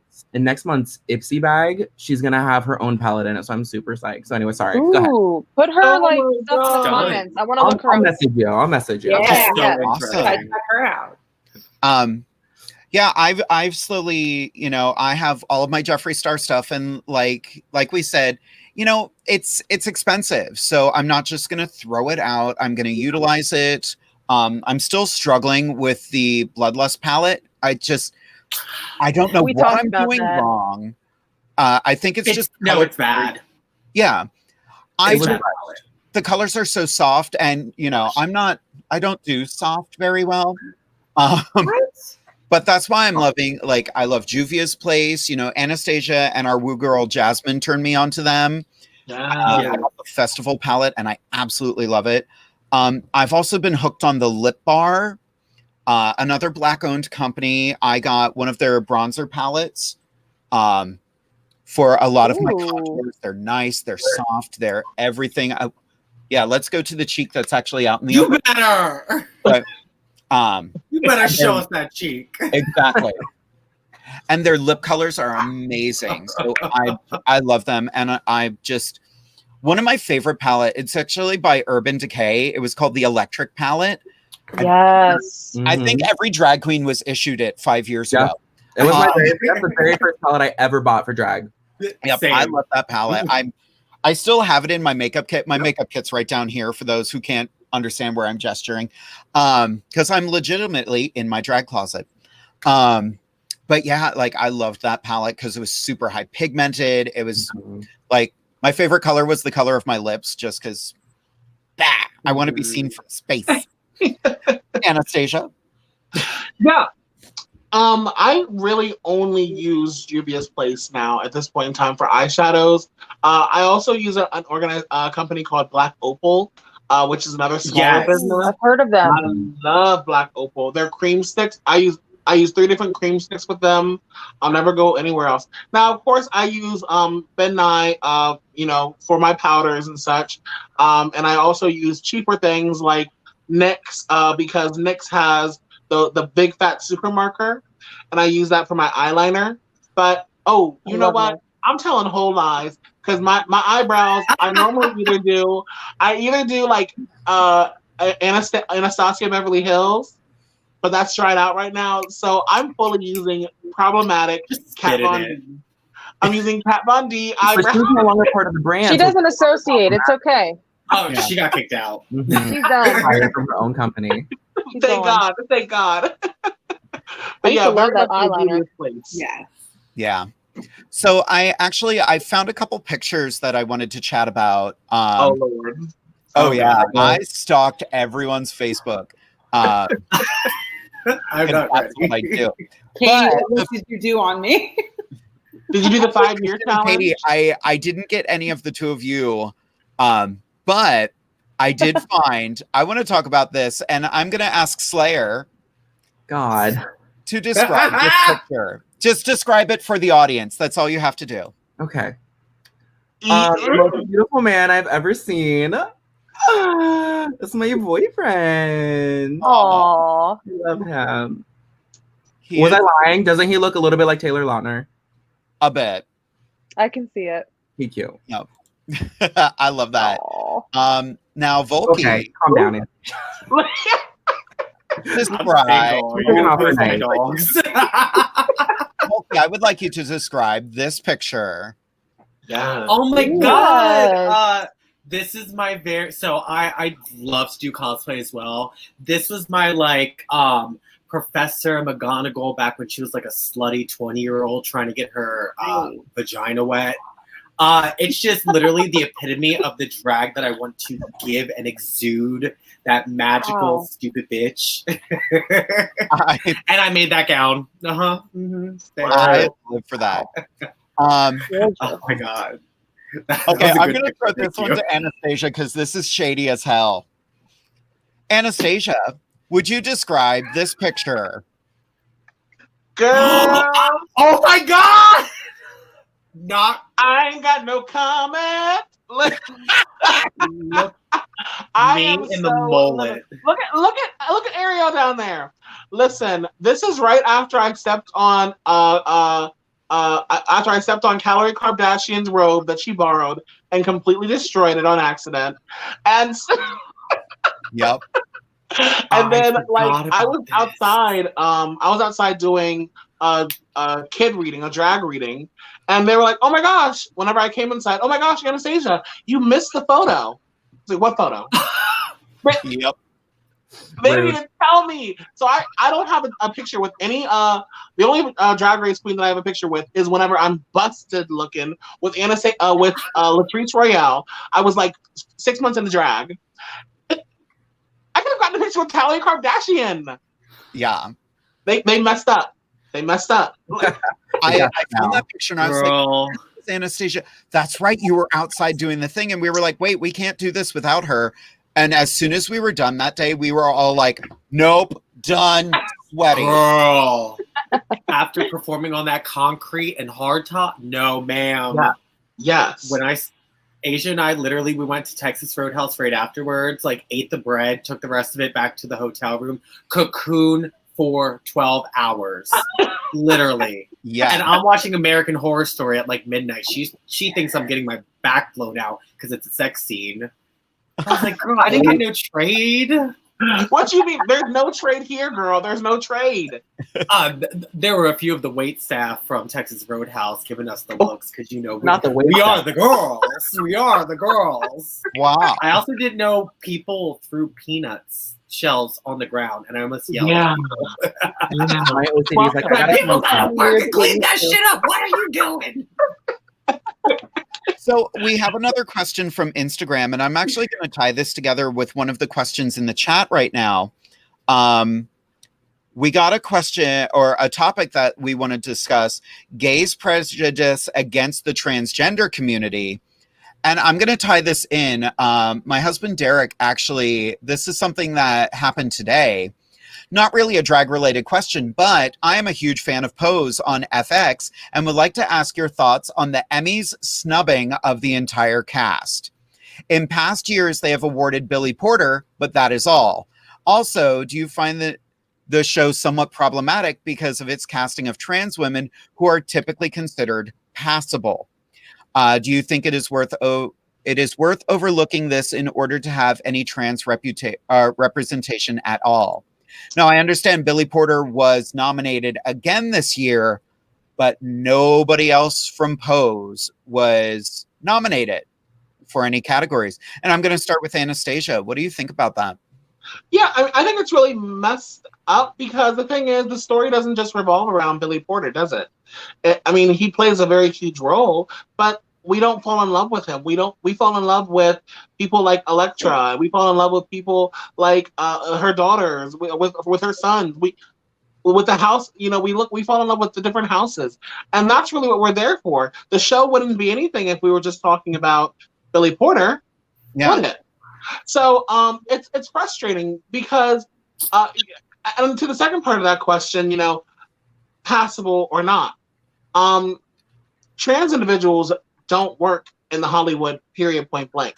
So if we can get our foot in the, if they, I say they for trans and trans men as well, because I personally, whenever I'm not in full drag, I identify as genderqueer, so I use both male and female pronouns.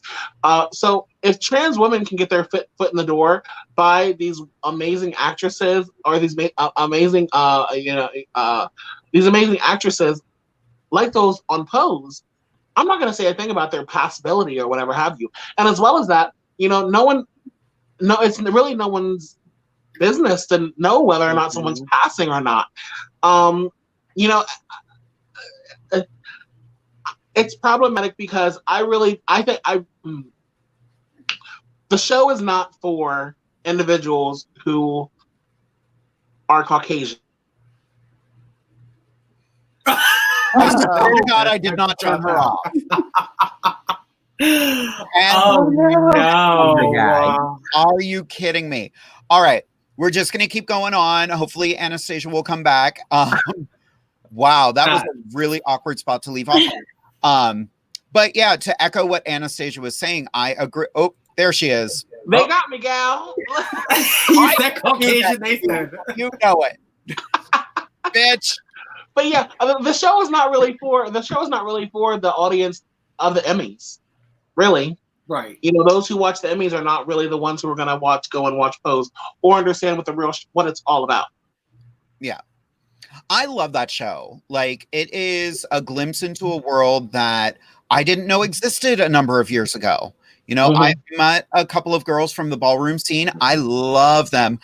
In fact, August 19th, I have the fabulous Kiki Don Diva is going to be chatting about all things ballroom. So I'm very excited for that episode because that's a world that's not my world, and I want to know more about it, and I want the viewers to know more about it.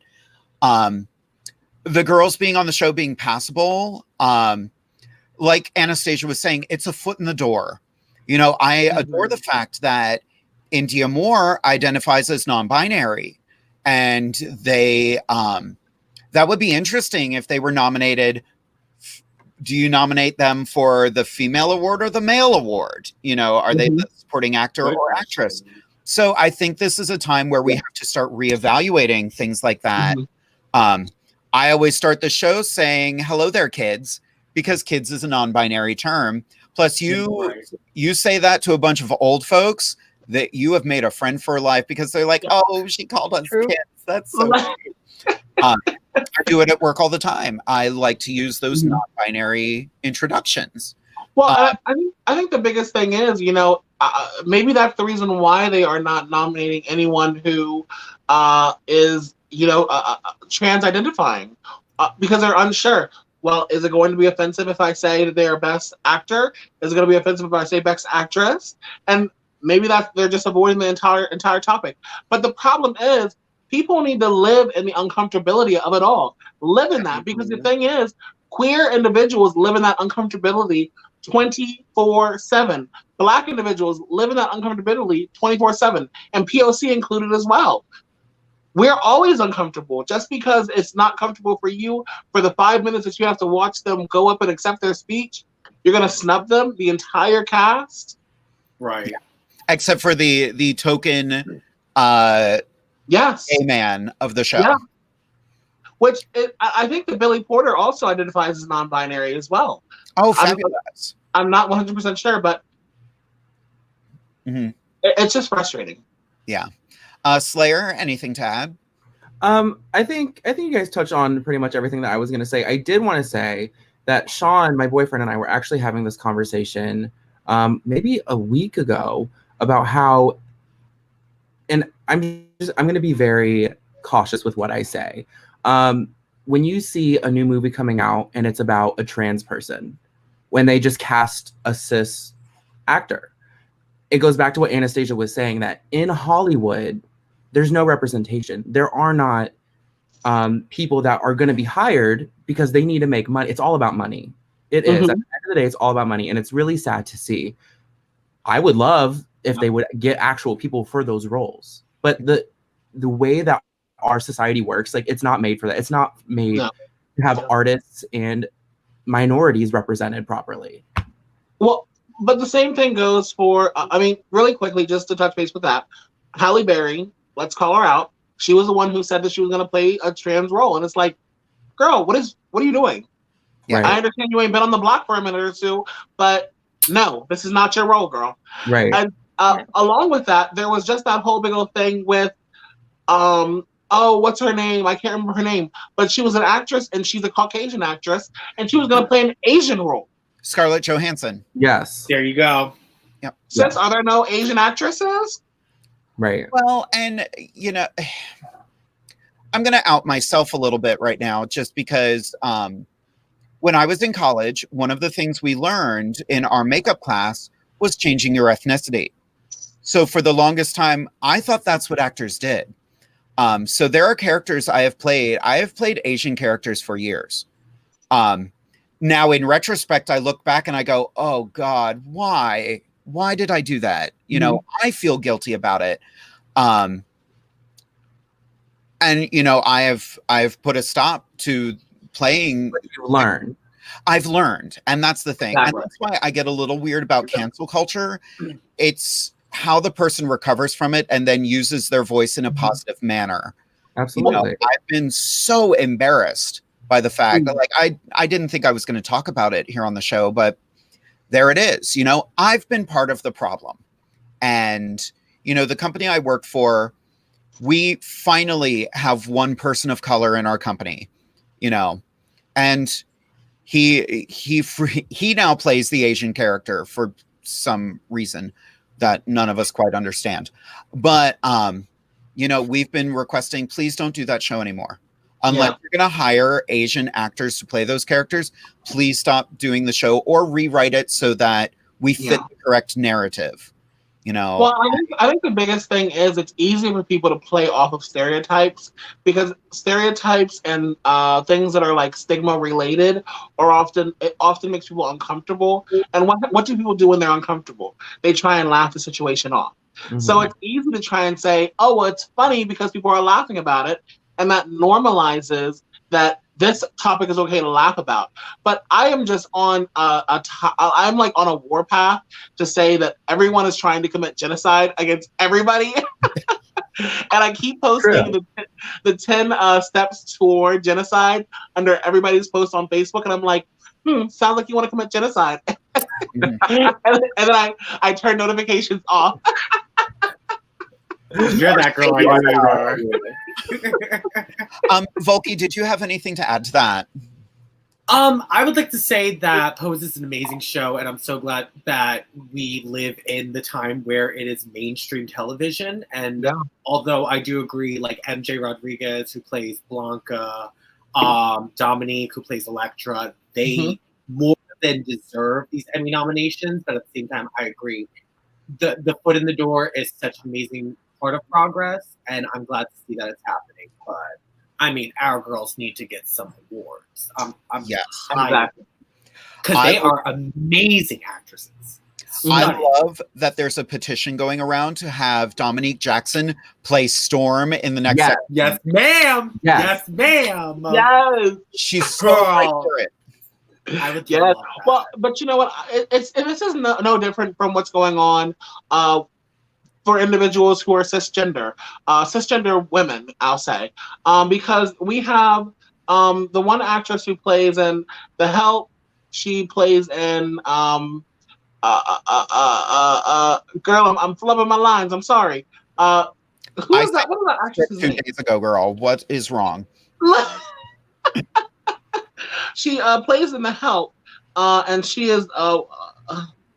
Let me look it up real quick. I apologize. Is it Viola? Viola Davis. Yes. Love her. Girl, that's Viola my Davis.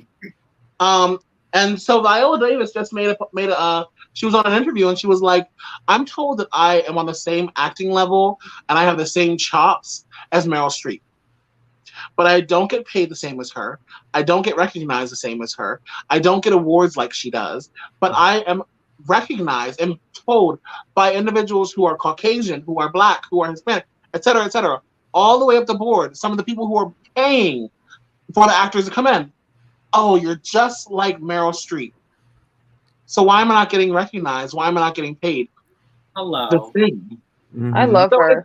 It's a struggle all across the board for women in general, but specifically for Black or POC identifying individuals in Hollywood. If you're not a Caucasian man in an action movie,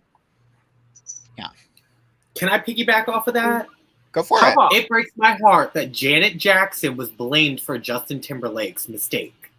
Her career was ruined because he did something. A Black woman's career was ruined based off of nothing that she did. Girl, I can't tell you how many Facebook comments I was arguing in over that. And I'm like, it's astonishing that... Oh, go ahead. She's still banned, isn't she? She's still what? Is she still banned? Yeah. Probably. Are you kidding me? Yes. But he was just on like a few years ago. Yeah. Mm-hmm. And I feel like his career thrived after that. Exactly. And hers was gone. Destroyed. Well, that goes back to what we were talking about earlier. A man can do certain things, but if a woman does it, it's disgusting. And I'm like, Landon Sider, the winner of the last season of Dragula, I have a ton of respect for him. Mostly because as a drag king, he does these amazing bodysuits that show like fabulous male anatomy, but he continues to cover the nipples because he's like, if women can't show them, I'm still not going to show mine. And I'm like, thank you. Even presenting as a man, you're not going to show a nipple. I have the utmost respect for them. Landon Sider, if you see this, I messaged you on Instagram. Please do my show. So, Kristen, do you have anything to add? This is a really good conversation. Already 10 minutes. I've never heard of this show. I don't have cable. I don't really watch a lot of you have Netflix? I do. Is it on Netflix? Yes. Yes, it is, baby. Okay. I'm gonna have to watch it. I've never I've never cry. You are going to cry. Oh my God. I've never really been a fan of award shows.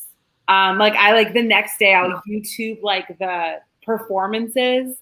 Yeah. Or the runway. That's it. Yeah, I dealt with a situation a few years ago in Harrisburg and in local school districts. There is they call it the Apollo Awards, and it's for high school musicals. And one of my voice students, when she was still in high school, she played Dolly in Hello Dolly, and she was phenomenal. Now I'm biased, of course, but she was phenomenal, and she did get a nomination. And she came to her voice lesson after the nominations came out bawling, and she was like, "I wasn't good. I wasn't good." So even though she was fantastic, so in my mind, award shows, they take away from people. Like Viola Davis, she's such a phenomenal actress, and yes, she should be represented like Meryl Streep, but I don't know. I don't know how to word it correctly, but to me, award shows aren't justification for someone's talent and ability. No, they're a popularity contest. They really are. That's exactly what it is. I mean, for the Apollo Awards, the awards tend to go to the high schools that have a lot of money, not the private schools or the inner city schools. In my district, we don't even participate in them because the director believes that we can put on a phenomenal show for us. You know, we do, and you guys are performers. I'm a singer. I do theater. Yes, you do it for the audience, but at least for me personally, I perform for me. You do it for yourself.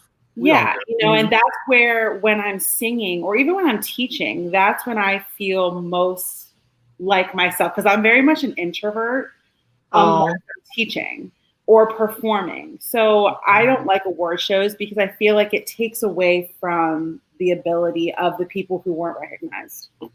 Absolutely. Can I say one thing on that? Yeah, absolutely. I feel like I know where you're coming from, because I feel like in our society, it's very much a everyone wants a participation award, but then you also want that award for standing out. But we already know that award's going to go to the most popular person. So there's no point, in my opinion. I've never watched an award show, period, point blank. So like, I don't understand the whole hype about them. But like, why? Why do we do, like, it's polar opposites. Everyone wants the participation award, but everyone wants the popularity vote. Like, what? Why is there no middle ground? Well, and the first time I met Slayer was at a drag pageant. And oh, do you remember these? Oh my God. And I have to tell you, I was captivated. Now, she didn't win that evening, but like the structure for the pageant was, while it was a fun pageant, there was a very distinct set of criteria we had to look for. I'm gonna keep my mouth shut. No, go ahead. Do it. Let it on it. Go ahead, girl. Come at your judges. Okay, first of all, I felt like I was set up. Oh, really? And here's why. Here's why. I was very new to the area. I didn't know who anyone was. I was told I wasn't allowed to know who the judges were. That's fair. Like, that's a typical pageant thing. I was told that, well, first of all, I was basically promised a win because it was supposed to be the creative pageant. So you were supposed to do all the creativitiness. Like you saw, I was literally wearing a burlap dress. Yes. A rope dress. And then all the talk backstage, there was a whole bunch of tea. People were breaking other people's props. There was a lot of words being thrown back and forth. I basically just wanted to walk out halfway through. Yeah. But then in everyone's eyes from backstage, and again, Jade was one of the judges, so it's no shade towards her.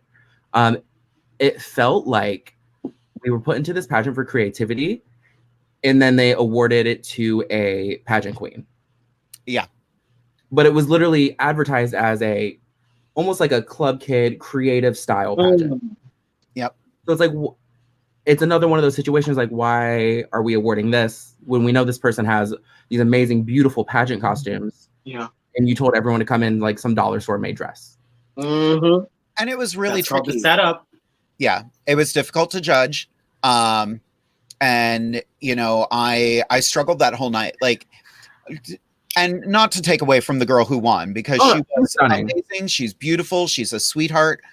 But it was very tricky because it was comparing Slayer, like, not to use you two as like the example, but how do you compare Slayer and Volkey? Both of their forms of drag are equally valid. They're both beautiful, but in very different ways. Yeah. Right. It was so tough to judge. Volkey was the winner that night.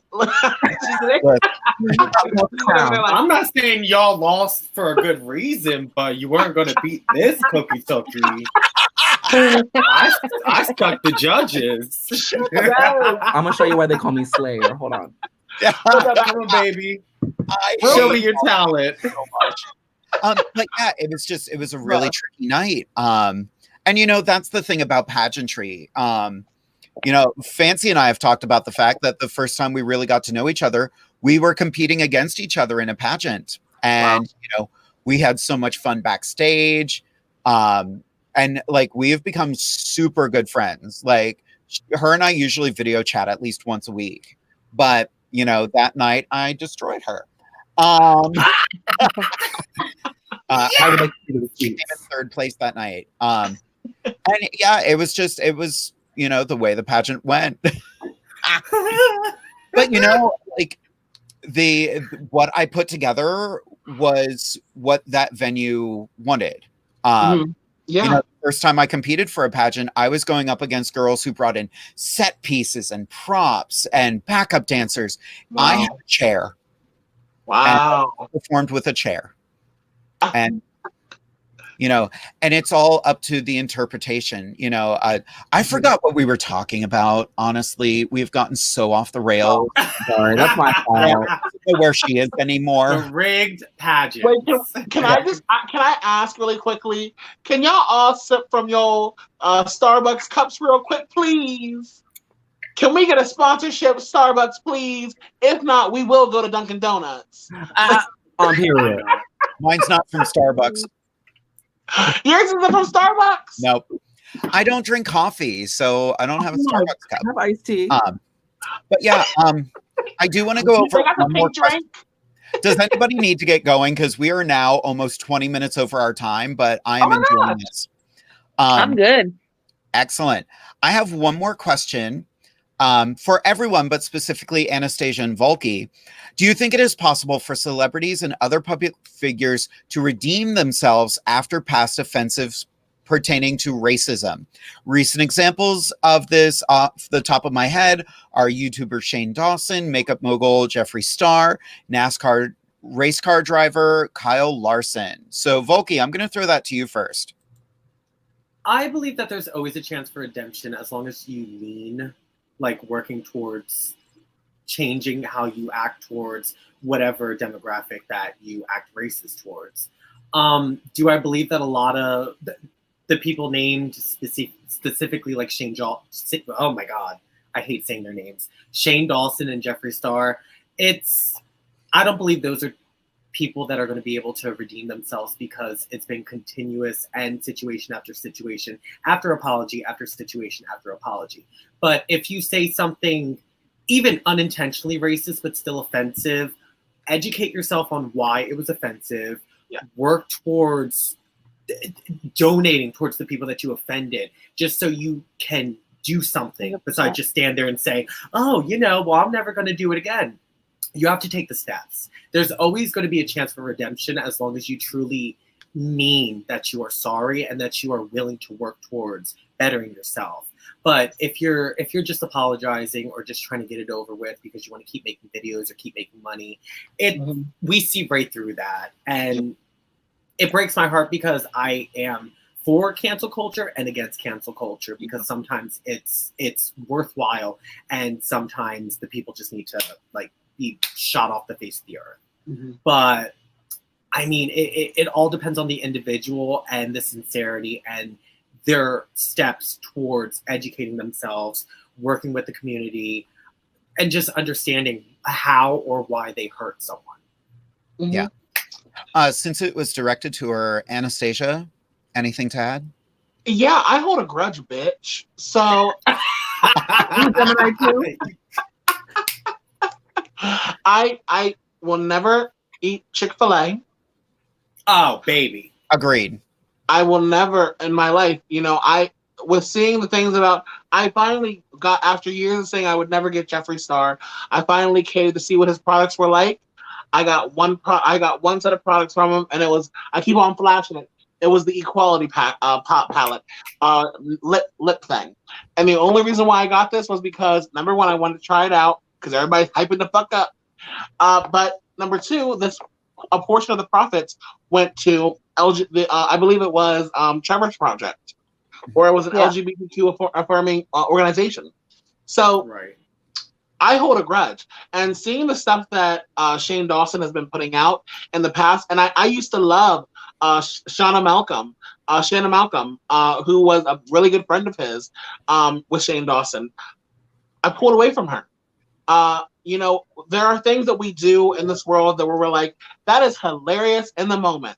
But then 5 years down the line, you look back, and I'm specifically talking about Rush Hour 1, 2, and 3. You look back and you're like, ooh, Chris Tucker, what you doing, baby? What are you doing? Like, I mean, I really, I guess at the end of the day, I hold a grudge. But I really want to touch on a topic really quickly. The fact the Alexis Mateo's runway, whenever they did the backyard cookout, when she was giving her monologue, talking about how I'm the housekeeper and I'm this, that, and the third, that was so cringe-inducing to me because it was all playing off of stereotypes. And it's like, I guess the biggest question is, I don't know. It's okay for us to do it. I personally think it's okay for people to joke about something that they're living in. Of course, you can joke about Black issues. You can joke about Hispanic issues if you're a Hispanic person and you're talking to someone you're close with. But like, I wouldn't use my personal platform per se to further the narrative that all Hispanic individuals are housekeepers. I wouldn't further the narrative by promoting someone like Chick-fil-A or Jeffree Star or Shane Dawson, et cetera, or even Nikita Dragun. Nikita Dragun has been very, very racist in her past. Yeah. She's gorgeous, but people still stan her. It's difficult because you want to try, you want to be like, okay, I don't want to support this person, but when they're bringing out content after content after content that you're like, well, maybe I'm probably gonna steal that. I mean, but you ain't paying, so no money's going in their pocket if you just clip. It's difficult. It's a difficult topic to talk about. But yeah, definitely, if you can avoid, and they're not showing true, genuine, like you said, Volkey, true, genuine change. Move on. And educating themselves. That's the most important part. Yeah. You have to. And this goes for everyone. We are all from different cultures. We are all from different lifestyles. I say we are all the human race, but we still have differences, and we have to learn from that. Yeah. Exactly. Yeah. Exactly. To jump in really quick and piggyback off of Volkey, Kristen and I were just talking about this earlier. We were doing our makeup, and I follow the drama, the tea, whatever, and support Jeffree Star, Shane Dawson, all that stuff. But like what you were saying, we were guilty. We were just saying, like 10, 12 years ago, we were ignorant, however old we were, 16, 15, 14-year-olds. And my biggest pet peeve now is not just the racism and whatever. When I hear someone use the R word, I take so much offense to that. And it's not even because it's like me personally, but I've worked with children that are mentally disabled. I have, relatives and friends and everything like that. That's like, if I hear someone say fag, I can't, I don't even like saying it. I cannot stand it. And when I'm at school and I hear my students use these words just so candidly and so just like word vomit, I take the time to pull them aside and I have a discussion with them. I educate them. I explain, how would you feel if someone called your sister a bitch? Someone called your mom a hoe? Someone called your brother the F word, the R word, whatever. the N-word, anything like that. And I put it in a scenario and I try to educate why it's offensive, how they can fix it, because it's something that they're taught. And it's it's a crappy position for me because it's like, I can't necessarily unteach that. I can't. They're going to go home and it is what it is. In the moment, though, I can do my best to educate why it's not appropriate, teach them what a genuine apology is, and hope that they can take it with them and remember 20 years ago, I'm not going to use the R word because Miss G explained X, Y, and Z. You know, I was guilty of it. Kristen and I were just talking about it. You know, I used to use the word too before I understood what it meant. That's like, you know, all the, you know, in high school and stuff like that, like, oh, that's gay. Like, I would never say it. Like, now that I'm educated and part of, you know, all these different organizations and communities, it's like, I took the time to educate myself and learn from it and not make that mistake again. Like, that's just, it's just something that's so lost now, I feel like, with not just children, but even adults. I can't stand it. It's like working at Target. It's like, oh man, I feel like the R word. I'm like, no, why was that necessary? And just, you know, like you were saying with, you know, Shane and Jeffrey and all that, it's like, you know, I recently saw a video and I can't remember what the YouTuber's name was, but it was like an 1.5 hour long video of all of the receipts and the videos of Shane's past. And I was thoroughly disgusted. Lovely T? Now, I think so. I can't remember what his name is. 2001. Yeah. Yeah. No, 2001. He detailed all of this and showed everything. And it's like, yes, he definitely needs, and a part of me it almost feels bad for Shane, because not that he's necessarily being dragged through the mud right now, but that he is not given that 5-second break to try to grow or learn as a person. Like, yeah, that was 10 years ago. Yeah, he came out with his apology, but it's like, you need to use your actions. You need to seek help, because clearly you have some deep-seated issues where you thought like that, if that was your sense of humor, okay, fine, I guess. But like, it's not like Anastasia, you were saying, it's funny in the moment, but like, are we laughing to follow the crowd, or is it genuinely funny? Or like, you know, it's like a learned behavior. And he needs, and I hope, because I always hope healing and growing for anybody. I really hope he gets the help he needs. Like, am I going to support him and Jeffrey in the immediate future, anything like that? No. But I feel like he has more of an opportunity to, at least with, you know, what I've seen and whatever. I don't know past Shane, but I hope he can get that help that he needs, and he can prove that he is sorry and move forward. Whereas I feel like with Jeffrey, it's like Volkey, you said, it's just time after time after time after time after time. And he's proven that he's changed, but like, he hasn't. Like, his bullshit PR apology video every 2 years. Right. So that I have a harder time.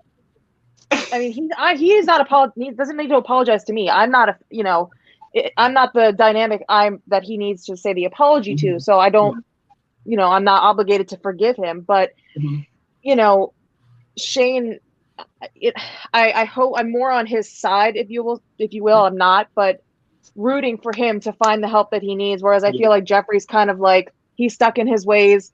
It's just gonna keep repeating the cycle, like you said, every 2-3 years. So it's just, you gotta prove that you're sorry. Sorry doesn't mean, you know, oh, sorry, and then you do it again. Sorry means you're not gonna do it again. You're gonna learn from it, and you're gonna educate yourself. And prove that you are changed and that you are truly sorry and you are working to become a better person. And that's what I try to instill in my students all the time. What is the phrase that pays tonight? What was that? What is the phrase that pays tonight? Educate. Yes. I always say to my kids, sorry is just a word. You can make it a word or you can make it an action. And that's like my biggest thing with my kids. Like, if I tell them to stop talking or if they say sorry, I'm like, action. I'll say to them, action or word. So I love that. And some of them like joke. Like they'll say the R word all the time, and then another kid will be like, "Stop, Miss Z doesn't like that." Like, they're doing it as a joke, but at the same time, it's like, hey, if it gets them to stop, I don't really care. Exactly. It means they're listening. They respect you. Ladies, I hate to draw this to a close, but we have officially gone a half an hour over. Oh my gosh! I know, like, this has been such an amazing episode. We covered a lot of ground tonight. I am so happy you were all here. I'm going to give you all a chance to say one last thing to everybody, starting with Slayer. Any last words? Well, first of all, thank you for having me. This was so fun. I think we talked about a lot of very upfront problems that we're having right now. And I think this is a great source for people to come in and learn and listen. I think that's a huge problem that a lot of people have is they're not listening. They're just going with the flow of society. So, wash your hands, wear a mask, don't be racist, and listen. Okay, that's about it. If you want to follow, and wash your ass. And wash your ass. Absolutely. It's not gay. If you want to follow me on Instagram, it's @SlayerQueen. And that's where I do most of my social media, blah, blah, blah. And yeah, that's about it. Lovely. Volkey? First, Jade, thank you so much for having me. This was such amazing. I've never done something like this before, so this is just so exciting. Anastasia, I really want to thank you for how educational you made this and giving people links towards LGBT-related information on policies and etc. Because not that many people take the time to educate others in such a well-formatted way. Slayer, you slayed me. Thank you so much for coming. Girl, we're about to be friends because honestly, I'm about to be buying one of these yard wigs. Okay. The Woo girls, y'all were so amazing. It's amazing to see. I'm assuming you are both cis white women. Yes. Yes, it is amazing to see you as allies and being here to help further our conversation, take our information in, and you said you were going to watch Kristen, right? Was it you? Yeah. Baby, you let me know when you're ready. I gotta watch it too. We'll have a whole discussion. Oh, absolutely. Oh my God. One of the best shows ever. But you can follow me on @VOLKIE VERSACE or just VOLKIE VERSACE at almost any platform. Find me on PlayStation so we can, get nerdy and freaky. And overall, just love each other, please. And what Slayer said, listen. Don't listen to reply. Listen to understand. Yes. I love that. Kristen, anything to add? Just thank you for having me. This is always, Jade, I've known you for a few years now, and you just always teach me things. And you all just taught me so much tonight. And I love just learning and educating myself because there are so many things that I don't know, I don't understand, so that I need to learn myself. So educate yourself and support the arts always. Yes. Katie?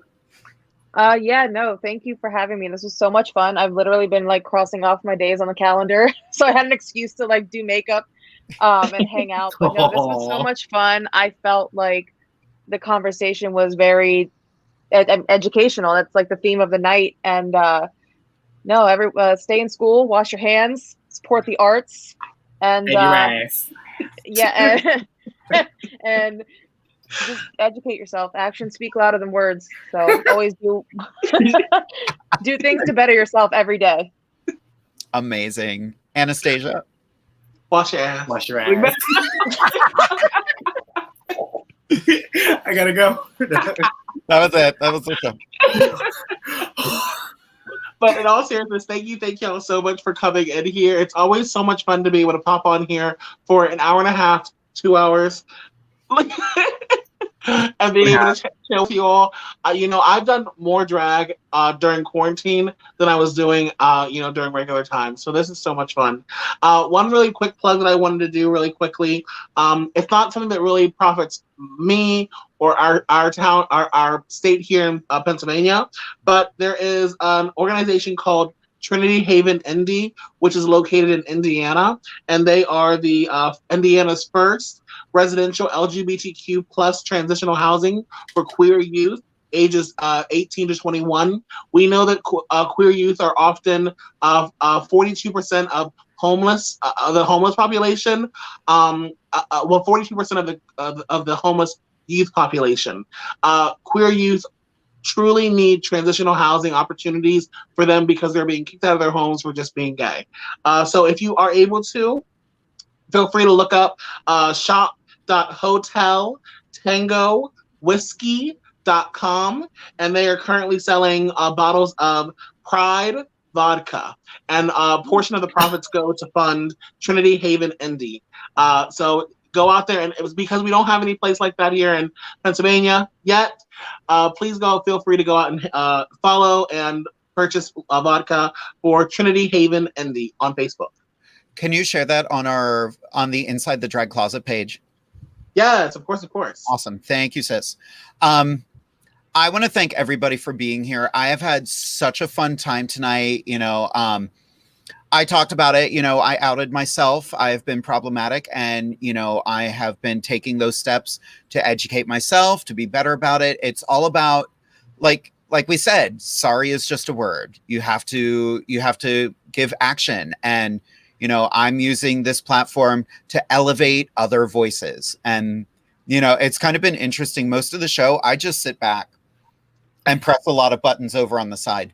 But yeah, be there for each other, love each other, educate yourself, learn something new every single day, wash your ass. Yeah, that's very important. For at least 20 seconds, you just got to get in there. All up in the nooks and crannies. Anyway, what just happened? Oh my God. Have little scrubby things in there. The little scrubby things. Get a loofah. Y'all gonna make me queef. Stop. Oh, and you're gonna blame the snake. Okay. Nagini, calm down over there. Oh my gosh. Well, everybody, I adore all of you. I would love to have you all back on the show sometime. Everybody out there, I hope you all had a fantastic time. If you have any questions, you can always send them to, wait, where'd I put it? It's one of the banners. I think it's up here. Inside the Drag Closet at gmail.com. Next week, we have a fantastic show. We've got all of my co-hosts with me, and we are having a slumber party. So it's going to be stupid. So make sure if you have any questions, send them to the email below. We will be answering questions live. But it's that time of evening that we all have to say, good night, kids. Auf Wiedersehen. Bye.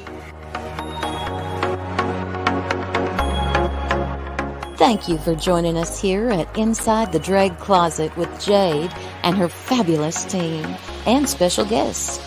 See you next Wednesday at 10:30 p.m. Eastern Standard Time, right here on WLFE-TV.com.